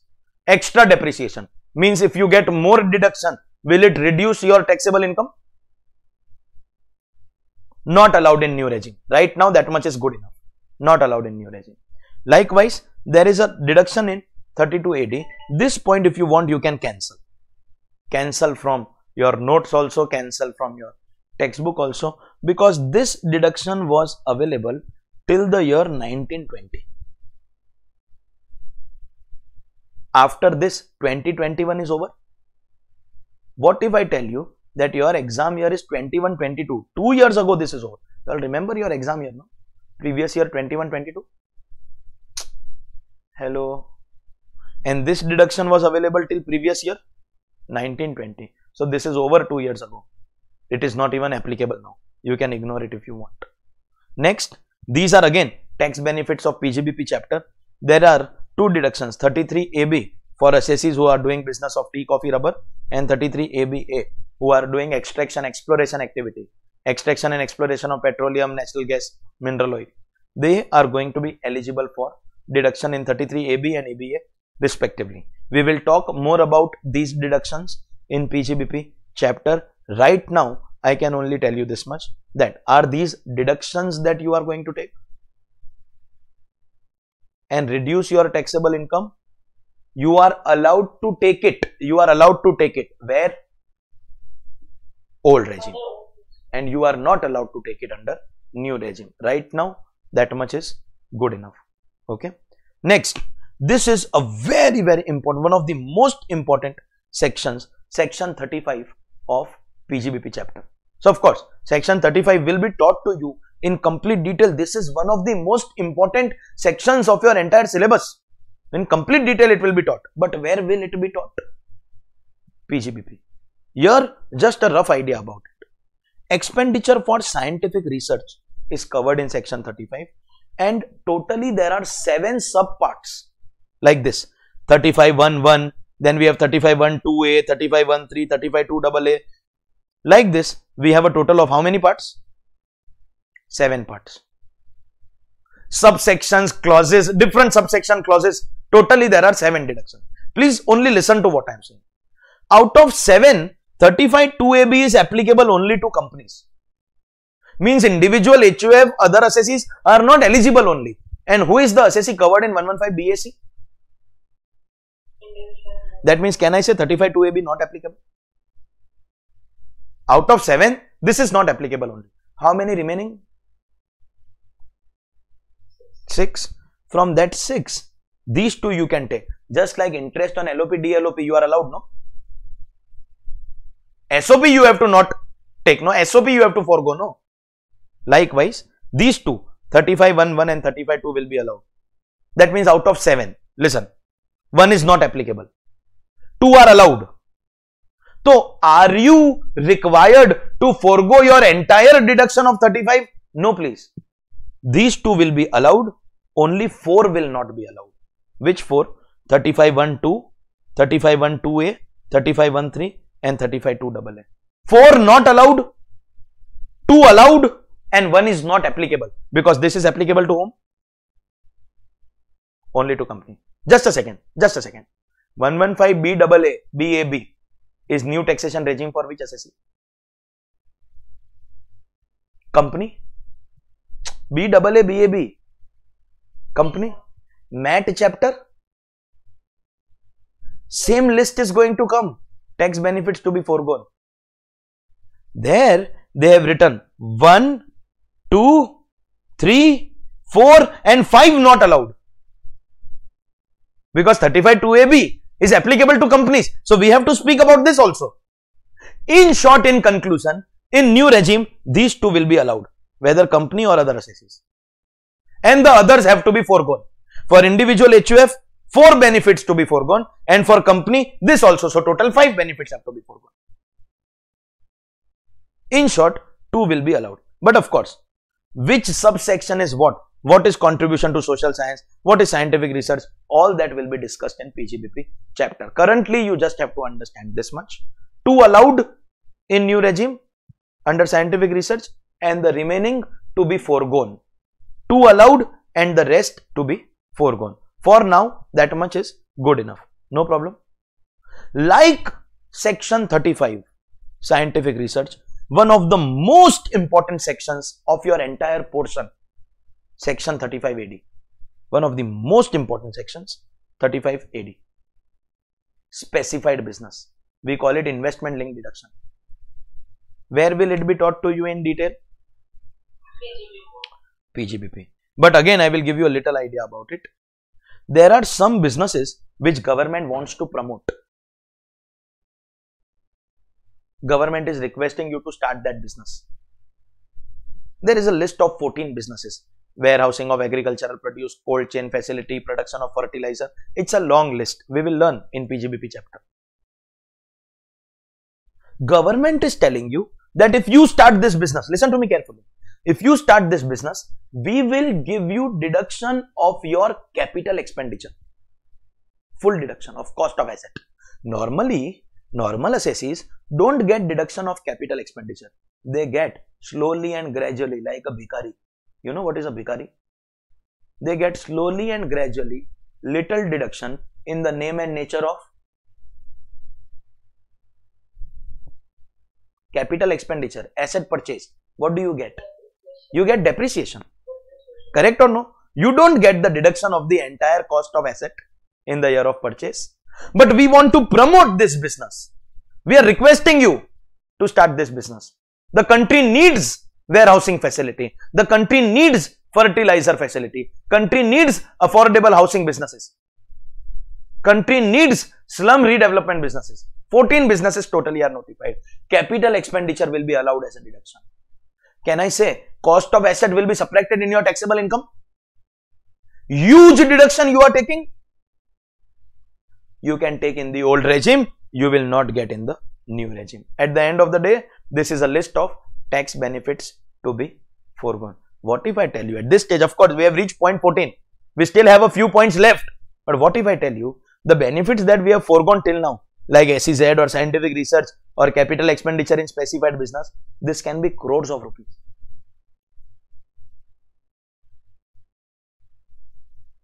And what's the highest benefit of new regime at this stage? Do you still remember that amount? Highest possible benefit is 75,000. Don't forget that. So if new regime is beneficial for you, the highest benefit it can bring is 75,000. But if new regime is a loss for you because of the benefits to be foregone, the amount of that loss can be infinite, considering the quantum of and the nature of tax benefits that we are made to forego once we go in new regime. Just imagine. Mitro, are you following? Next, there is a deduction of agriculture extension project 35 CCC, again a section of PGBP chapter, small section, not as important as 35 or 35 AD, but we will learn this in PGBP. It's a deduction which you will not get if you are in new regime. Now listen, wait please. Along with 35 CCC, just listen to my discussion. In PGBP, there is a very next following section 35 CCD,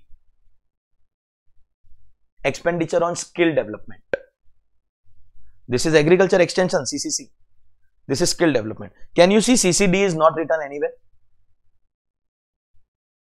Why? Because CCD is available only to company. So in 115 BAC, there is no need to mention about it. No. Anyways, it is not available. Even in old, it is not available. But when I will teach you section 115 BAA, section 115 BAB, first tell me, which assessee? BAA, BAB? Company. Which chapter? Matt? There, 35 CCC not available, 35 CCD also not available. Both sections are written because it is applicable only to company. CCC is available for all assessees. So in 115 BAC, they have written only CCC, not written CCD. Just like this, no? 35 2AB, which is applicable only for company. So no need to mention over here. You're following, no? What is happening? Next, section 57 2A, deduction. See, currently you are good enough to understand this much, that this is a deduction which will be available where? Old regime, and not available where? New regime. Currently, if you answer this much also is good enough. What is family pension? When the employee retires, he gets pension. After death of employee, the spouse gets pension.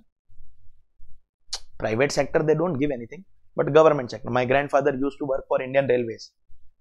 He was a Government of India employee, railway employee. So he retired in 1995 and he was getting pension, taxable under salary income. Please listen. And in 1997, he passed away. And last 24 years, my grandmother, she is 78 years now, she is even today getting pension. Because she is spouse of deceased government employee. I sometimes imagine the burden on the government. Employee retired 26 years ago, passed away 24 years ago, and even today pension is being paid. And for this, my grandmother, those who have government employees in their family must be aware of this. Every year, because she is old now, she has to in the month of November fill up a form to State Bank of India and give it. That form is basically, I am still alive, don't stop the pension. She has to always go in the month of November to Rajasthan. And if I ask her, why are you going? She is like, I am going to give my Jeevit Praman Patra. That the proof that I am alive. Don't stop pension. Because once she stops that form, that means government will assume that the spouse has also expired and stop the pension. Now understand, this spouse never had employer-employee relation. So the pension received by spouse is not taxable under salary. It is taxable under IFOS. And against that pension, in section 57, there is a deduction. 1/3 of the amount received or 15,000 per annum, whichever is lower. I am going to make you do this in writing in IFOS chapter. 1/3 of the amount received or 15,000 per annum, whichever is lower. Under old regime, not applicable under the new regime. Currently, that is relevant. No problem. Mitro, till now if you were feeling, sir, SEZ deduction, I am not covered in that. Scientific is irrelevant to me. Specified business like warehousing and all, irrelevant to me. Sir, all the things that you have spoken so far, additional depreciation and all this, they are all irrelevant to me. So for a person, for a poor guy like me, for a CA professor, for a CA article, new regime will be beneficial. Even if the benefit is only 75,000, it's still a good amount. We should take it. Ladies and gentlemen, now comes that point which is going to affect each and every one. Chapter 6A deduction, not available in the new regime. So your life insurance premium, PPF, medical insurance premium, donation, or by now after 17 points, if you feel that, sir, bus, sir, bus. Now if you don't stop, then I think we will be eligible for 80U also, sir.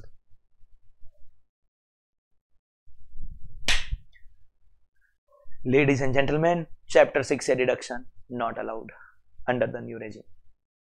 No life insurance benefit, no medical insurance benefit, no donation benefit, no disability benefit, no benefit. And this will affect each one of us, and this impact can also be used. I hope you are not an idiot to today say this. Sir, maximum chapter 6A is 1,50,000. No, you give me your postal address. I will come home and break your bones, and I will take petrol ka expense also from you only. Chapter 6A is not maximum 1,50,000. 80C is maximum 1,50,000. 80G donation can be crores of rupees. Gone case, normal disability 75,000. Severe disability 1,25,000 is over and above that 80C. Medical insurance, again there is separate limit. Normally 25, senior citizen 50,000. 80C limit is 150. Total chapter 6A can itself be lakhs or crores, which will not be available in new regime. Saving is only 75,000. Loss can be unlimited. Have you understood why new regime is a total scam? It is only wasting our time. Yesterday only we could have started DTAA if there was new regime. If there was no new regime, if there was only old regime, yesterday we would have started DTAA. And sometimes I feel that if at all Rang De Basanti will repeat itself, the movie, Amir Khan movie, where the defense minister was killed. You've seen that movie, Amir Khan movie, Rang De Basanti. This time it is going to be finance minister. And people say that you should respect females. Of course. But they should deserve, no. They should. This auntie has made all of us go mad. Seriously.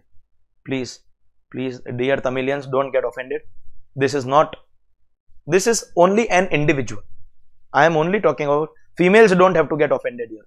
Because I am not referring to the entire female community. Tamilians don't have to get offended here. I am not referring to the entire Tamil community. It is one individual that I am talking about. And some people also say that she is only an employee. There are only two bosses. Santa Claus and Mota Bhai. Santa Claus and Mota Bhai. Two bosses. Whatever they tell her, she has been given a job. She has to listen to the boss. And if she does not listen, then she will lose her job. And losing the job of finance minister is stupidity. So let the whole country abuse me till the time I am enjoying the powers that I have.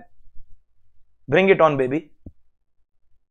Maybe because her bosses are incapable.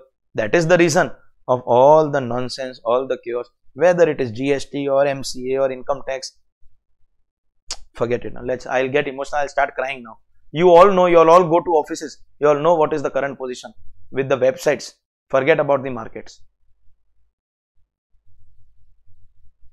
Though the markets are in a good position last few days, this also brings a fear. At any time, anything can happen. A correction is due anytime. Let's not talk about it. At 9:15, I will have to anyways check whether I have become rich or poor. Okay. So, let's understand. Chapter 6A deduction is not going to be available in new regime. Have you understood this? But here also we have exceptions. Remember in salary we had 4 exceptions. 1 Divyang employee transport allowance and 3 expenditure based. Here also we have 3 exceptions. 1, there is a reduction under 80 CCD2. Employer contribution to notified pension scheme. This calculation I will teach you in chapter 6A. I just want you to understand right now this, that whatever your employer has contributed, please pay attention. This amount has already been added in your salary income. This amount has already been added in your salary income. And from that we are subtracting. So we are subtracting from the addition. That is why it is allowed. Otherwise, your other deductions like 80C or 80D or all that is not going to be allowed. Then there is one section 80JJAA which will be allowed. Mind you, what do you mean by exceptions? Means these deductions in the new regime will be allowed. Everything in chapter 6A you have to forego, but 3 allowed. 80JJAA. 80JJAA deduction is given to that assessee who has given jobs to new people. Recruitment of new employees, new workmen. Government wants to promote job creation, employment generation. So we want to encourage this, and to encourage this, we will give you the benefit even in the new regime. That's the logic.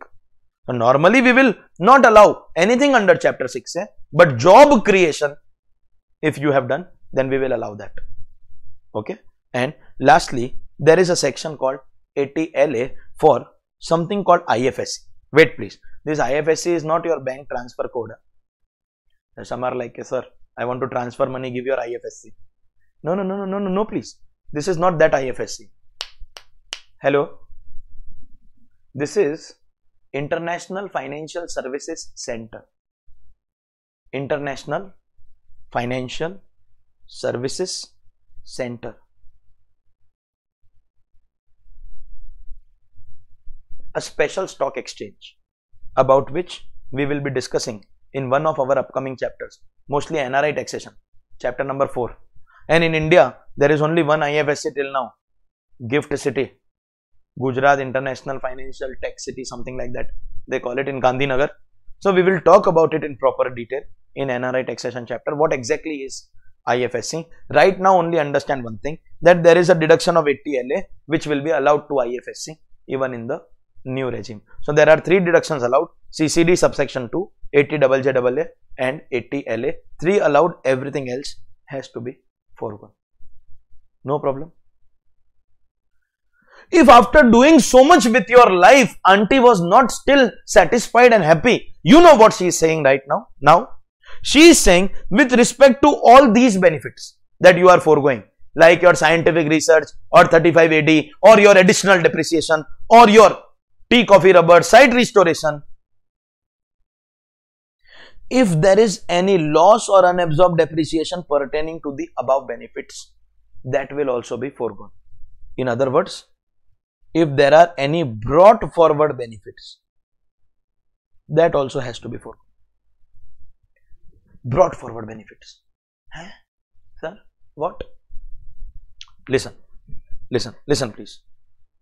If you go in new regime, let's take one of them as an example. Let's take one of them. Let's take additional depreciation. Additional depreciation is a deduction which is available to manufacturers. If you go in new regime, additional depreciation is not going to be allowed. No problem. Chalo. Supposingly 2 years ago I was in old regime. Of course 2 years ago everyone was in old regime. I was eligible for additional depreciation because it was old regime. But my profits were over. I did not have enough profits to adjust my depreciation. And thus my depreciation was unabsorbed. So I can carry forward that depreciation. In fact, unabsorbed depreciation can be carried forward for unlimited period. For those of you all who don't know this, I will carry forward. That means, can I say current year that will become my brought forward benefit? That will also not be allowed because it is additional depreciation. Additional depreciation current year won't be allowed. Brought forward also will lapse. And additional I took as an example. All these tax benefits, will you get these benefits in the current year once you go in new regime? No. If they are brought forward from any past year, that will also lapse. That will also not be allowed. So current year also not allowed. Brought forward. That way, that brought forward amount pertains to a period when you were in old regime. Still not allowed. That will also not be allowed. Current year also not allowed. Brought forward also not allowed. Hashtag thug life. Na na na na na. Do you understand? New regime cannot be, will not be, should not be recommended by any professional to any assessee. Next, house property loss against other income. See, first of all, SOP cannot have loss in new regime. Tell me why. You need to tell me why. Because I have spent time. Even when I was saying I will not spend time, I have still spent time. So tell me why SOP cannot have loss in new regime.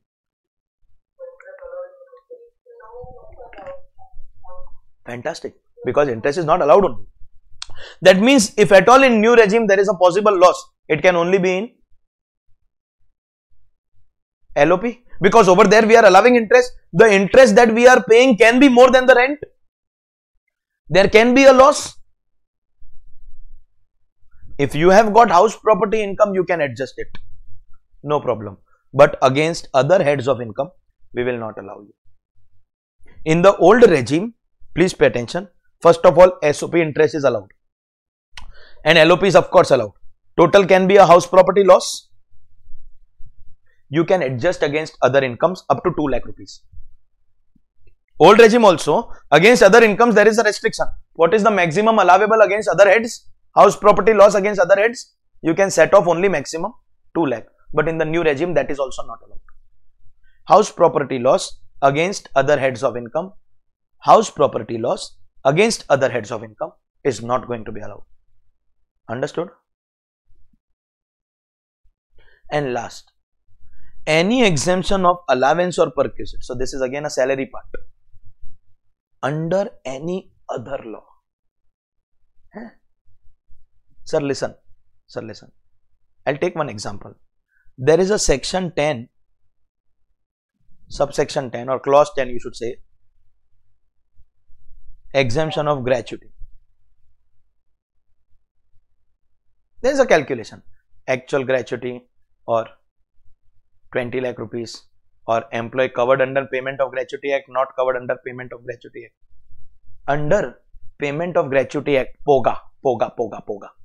That is a calculation. 15 by 26 into last drawn salary into completed year of service or part exceeding 6 months. There is a calculation of gratuity exemption. That calculation is not given in income tax. That calculation is adopted from POGA. Likewise, there is an exemption 1010B, retrenchment compensation. The calculation is withdrawn from Industrial Dispute Act.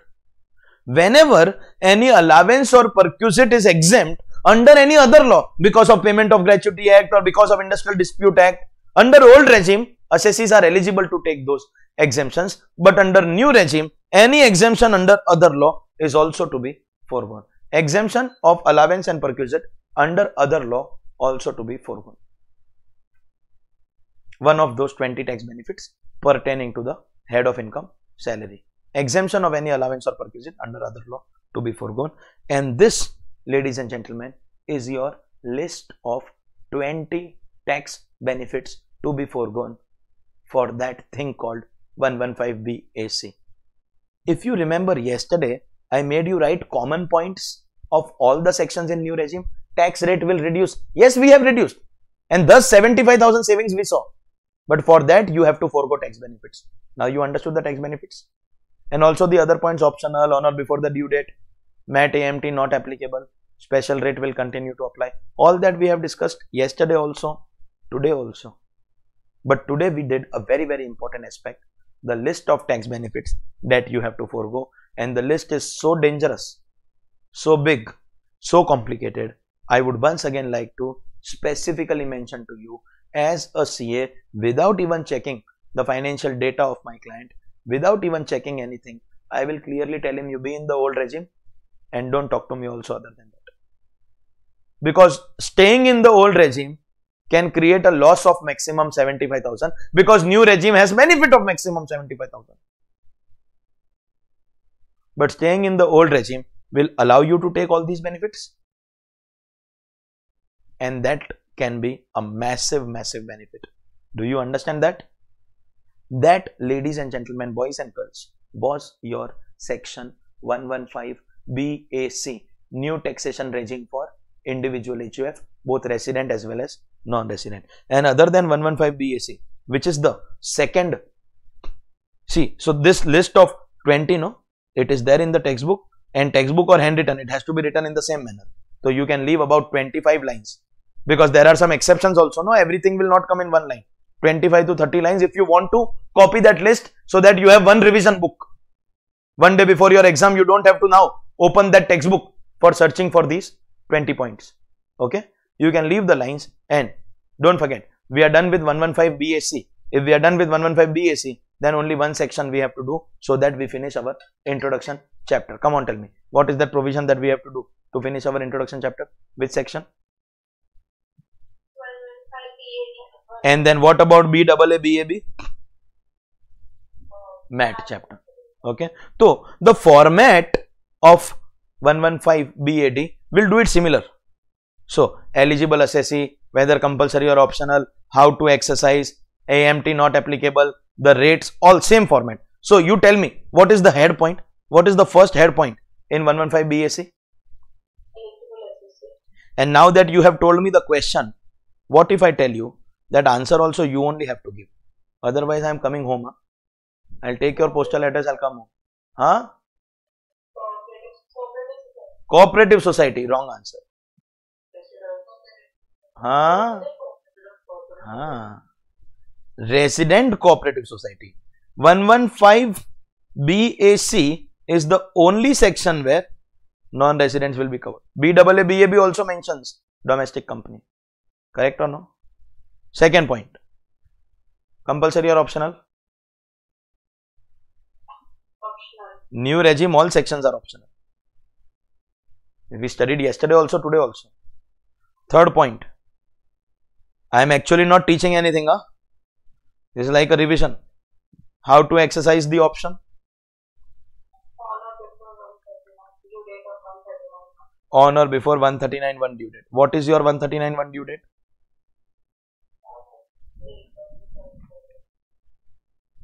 Due date of return filing. And this is, you know what, not at all complicated.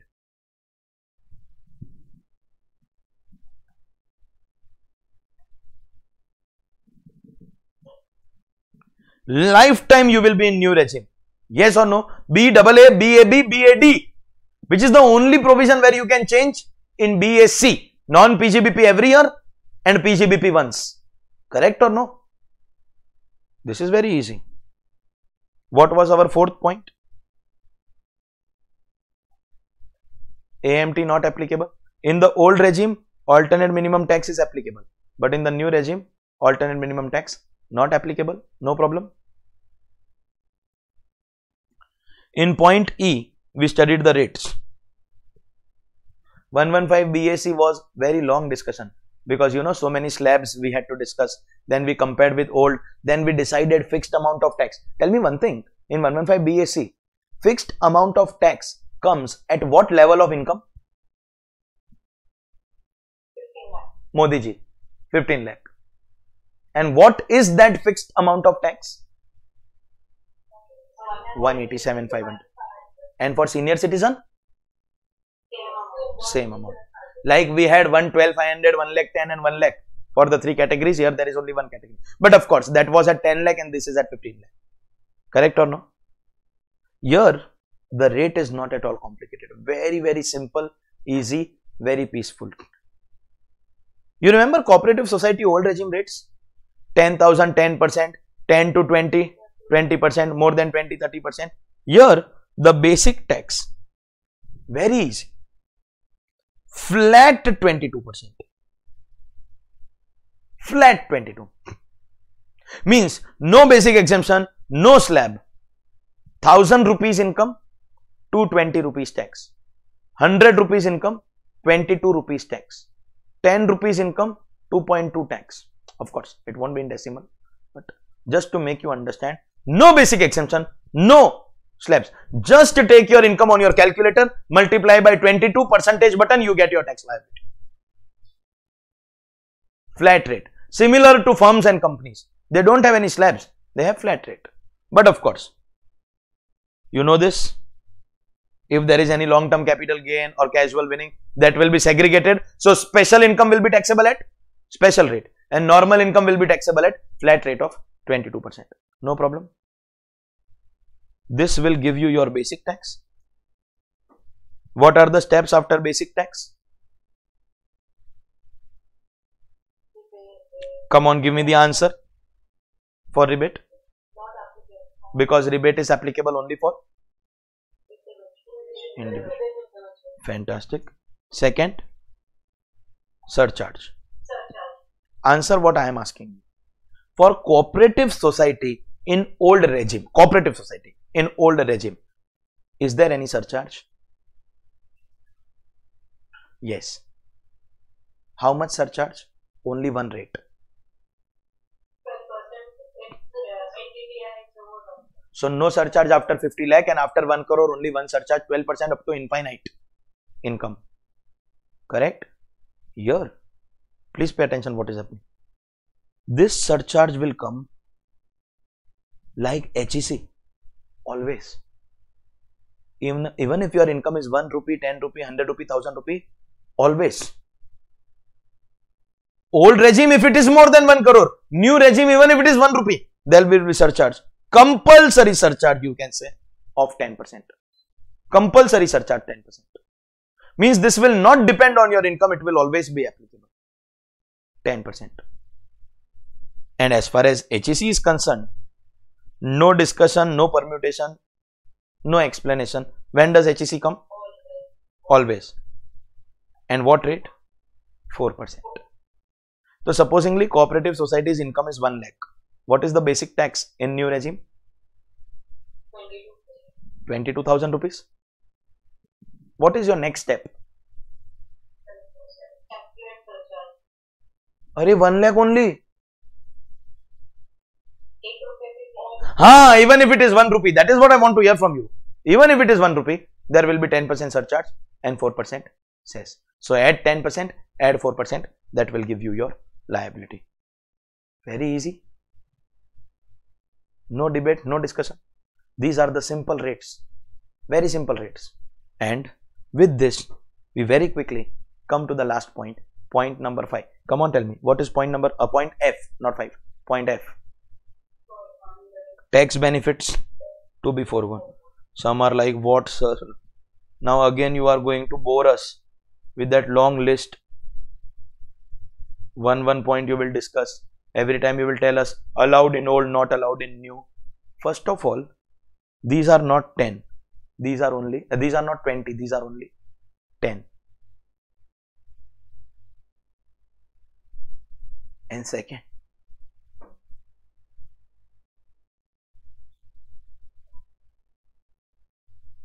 these 10 are from 20. I'll tell you what. Do one thing. Go to those 20. Whatever is related to salary. Do you understand salary can come only for individual? So at 10.5, 10.13a, 10.14, deductions of salary, section 16, your other law ka perquisite and allowance which is exempt, that part, remove those points. 5 gone. MP, MLA can be only individual. Family pension can only be individual. Clubbing of minor child can only be individual. 3 more gone.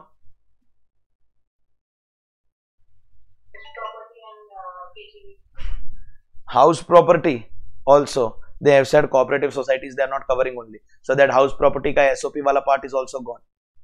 Like that, if you keep on removing one by one, individual related, if you remove 10 points, the remaining 10 points are covered here. If you learn those 20, you don't need to learn these 10. Let's see what are these 10. These are the old rates of cooperative society. We have already studied the old rates. After we studied the old rates, see, old rate surcharge is only if income crosses 1 crore 12% and HEC 4%. Now let's talk about this. Is 115 BAD a scheme for, see, what is important will be put in bold and highlighted for you. Resident cooperative society, it was introduced last year. Basic tax of 22%, surcharge flat 10, cess 4%, and special rate will apply. AMT will not apply. Have we discussed all this? What about the option on or before the due date of return filing? And once exercise cannot be changed, shall apply to all the future years. This is the list that I am talking about. Only 10, and these 10 are from 20. As he said, anything which is not related to individual you can take from there. As he said, additional depreciation. This part I have already told you to cancel because this deduction only was applicable till 1920. Okay. Tea, coffee, rubber, site restoration. Scientific research. Tell me, how many total deductions in scientific research section? 7. Out of that, 1 is applicable only for company. So not applicable here, 35(2)(a) be removed. Remaining 6. And out of 6, same. 2 you can take. And 4 you have to forgo. Absolutely same point. 35 AD deduction. Same point. 35 CCC. Same point. CCD is not mentioned here also because CCD is also applicable for company. So it is mentioned in 115 BAA BAB. Chapter 6A deduction except 80 LA. 80 LA will be allowed. See, listen. 80 CCD2 is employer contribution to NPS. That is not possible only here. Because this is a cooperative society. There cannot be employer here, no. And 80 JJAA is for employing new employees, job creation, listen carefully, for assessees covered under tax audit. And thus, that is also not applicable here. And thus, the only chapter 6A deduction that will be allowed is 80 LA. And with respect to all these tax benefits that you are foregoing, if there is any brought forward benefits. Did I tell you that current year benefits not allowed and also brought forward benefits not allowed? Did I tell you that? Absolutely. So there are 10 benefits to be foregone out of 20. We have eliminated 10. What 10? Related to individuals. See, 10.5 leave travel concession, 10.13a, 10.14 deductions against salary income and exemption of any allowance or perquisite under other law. 5 were pertaining to income from salary. 2 were related to house property. Which 2? SOP interest and house property loss against other heads of income. 2 related to house property. 1 clubbing of income of minor child. 1 MP MLA allowance and 1 family pension. Those were benefits which are applicable only to individual. Then in cooperative society automatically they are not applicable only. and whatever is not applicable, if you remove those 10 points, you are left with the 10 others that have to be foregone. These 10 are same out of 20, and the system will still remain the same. Forego these tax benefits and you will be eligible for new taxation regime. Understood?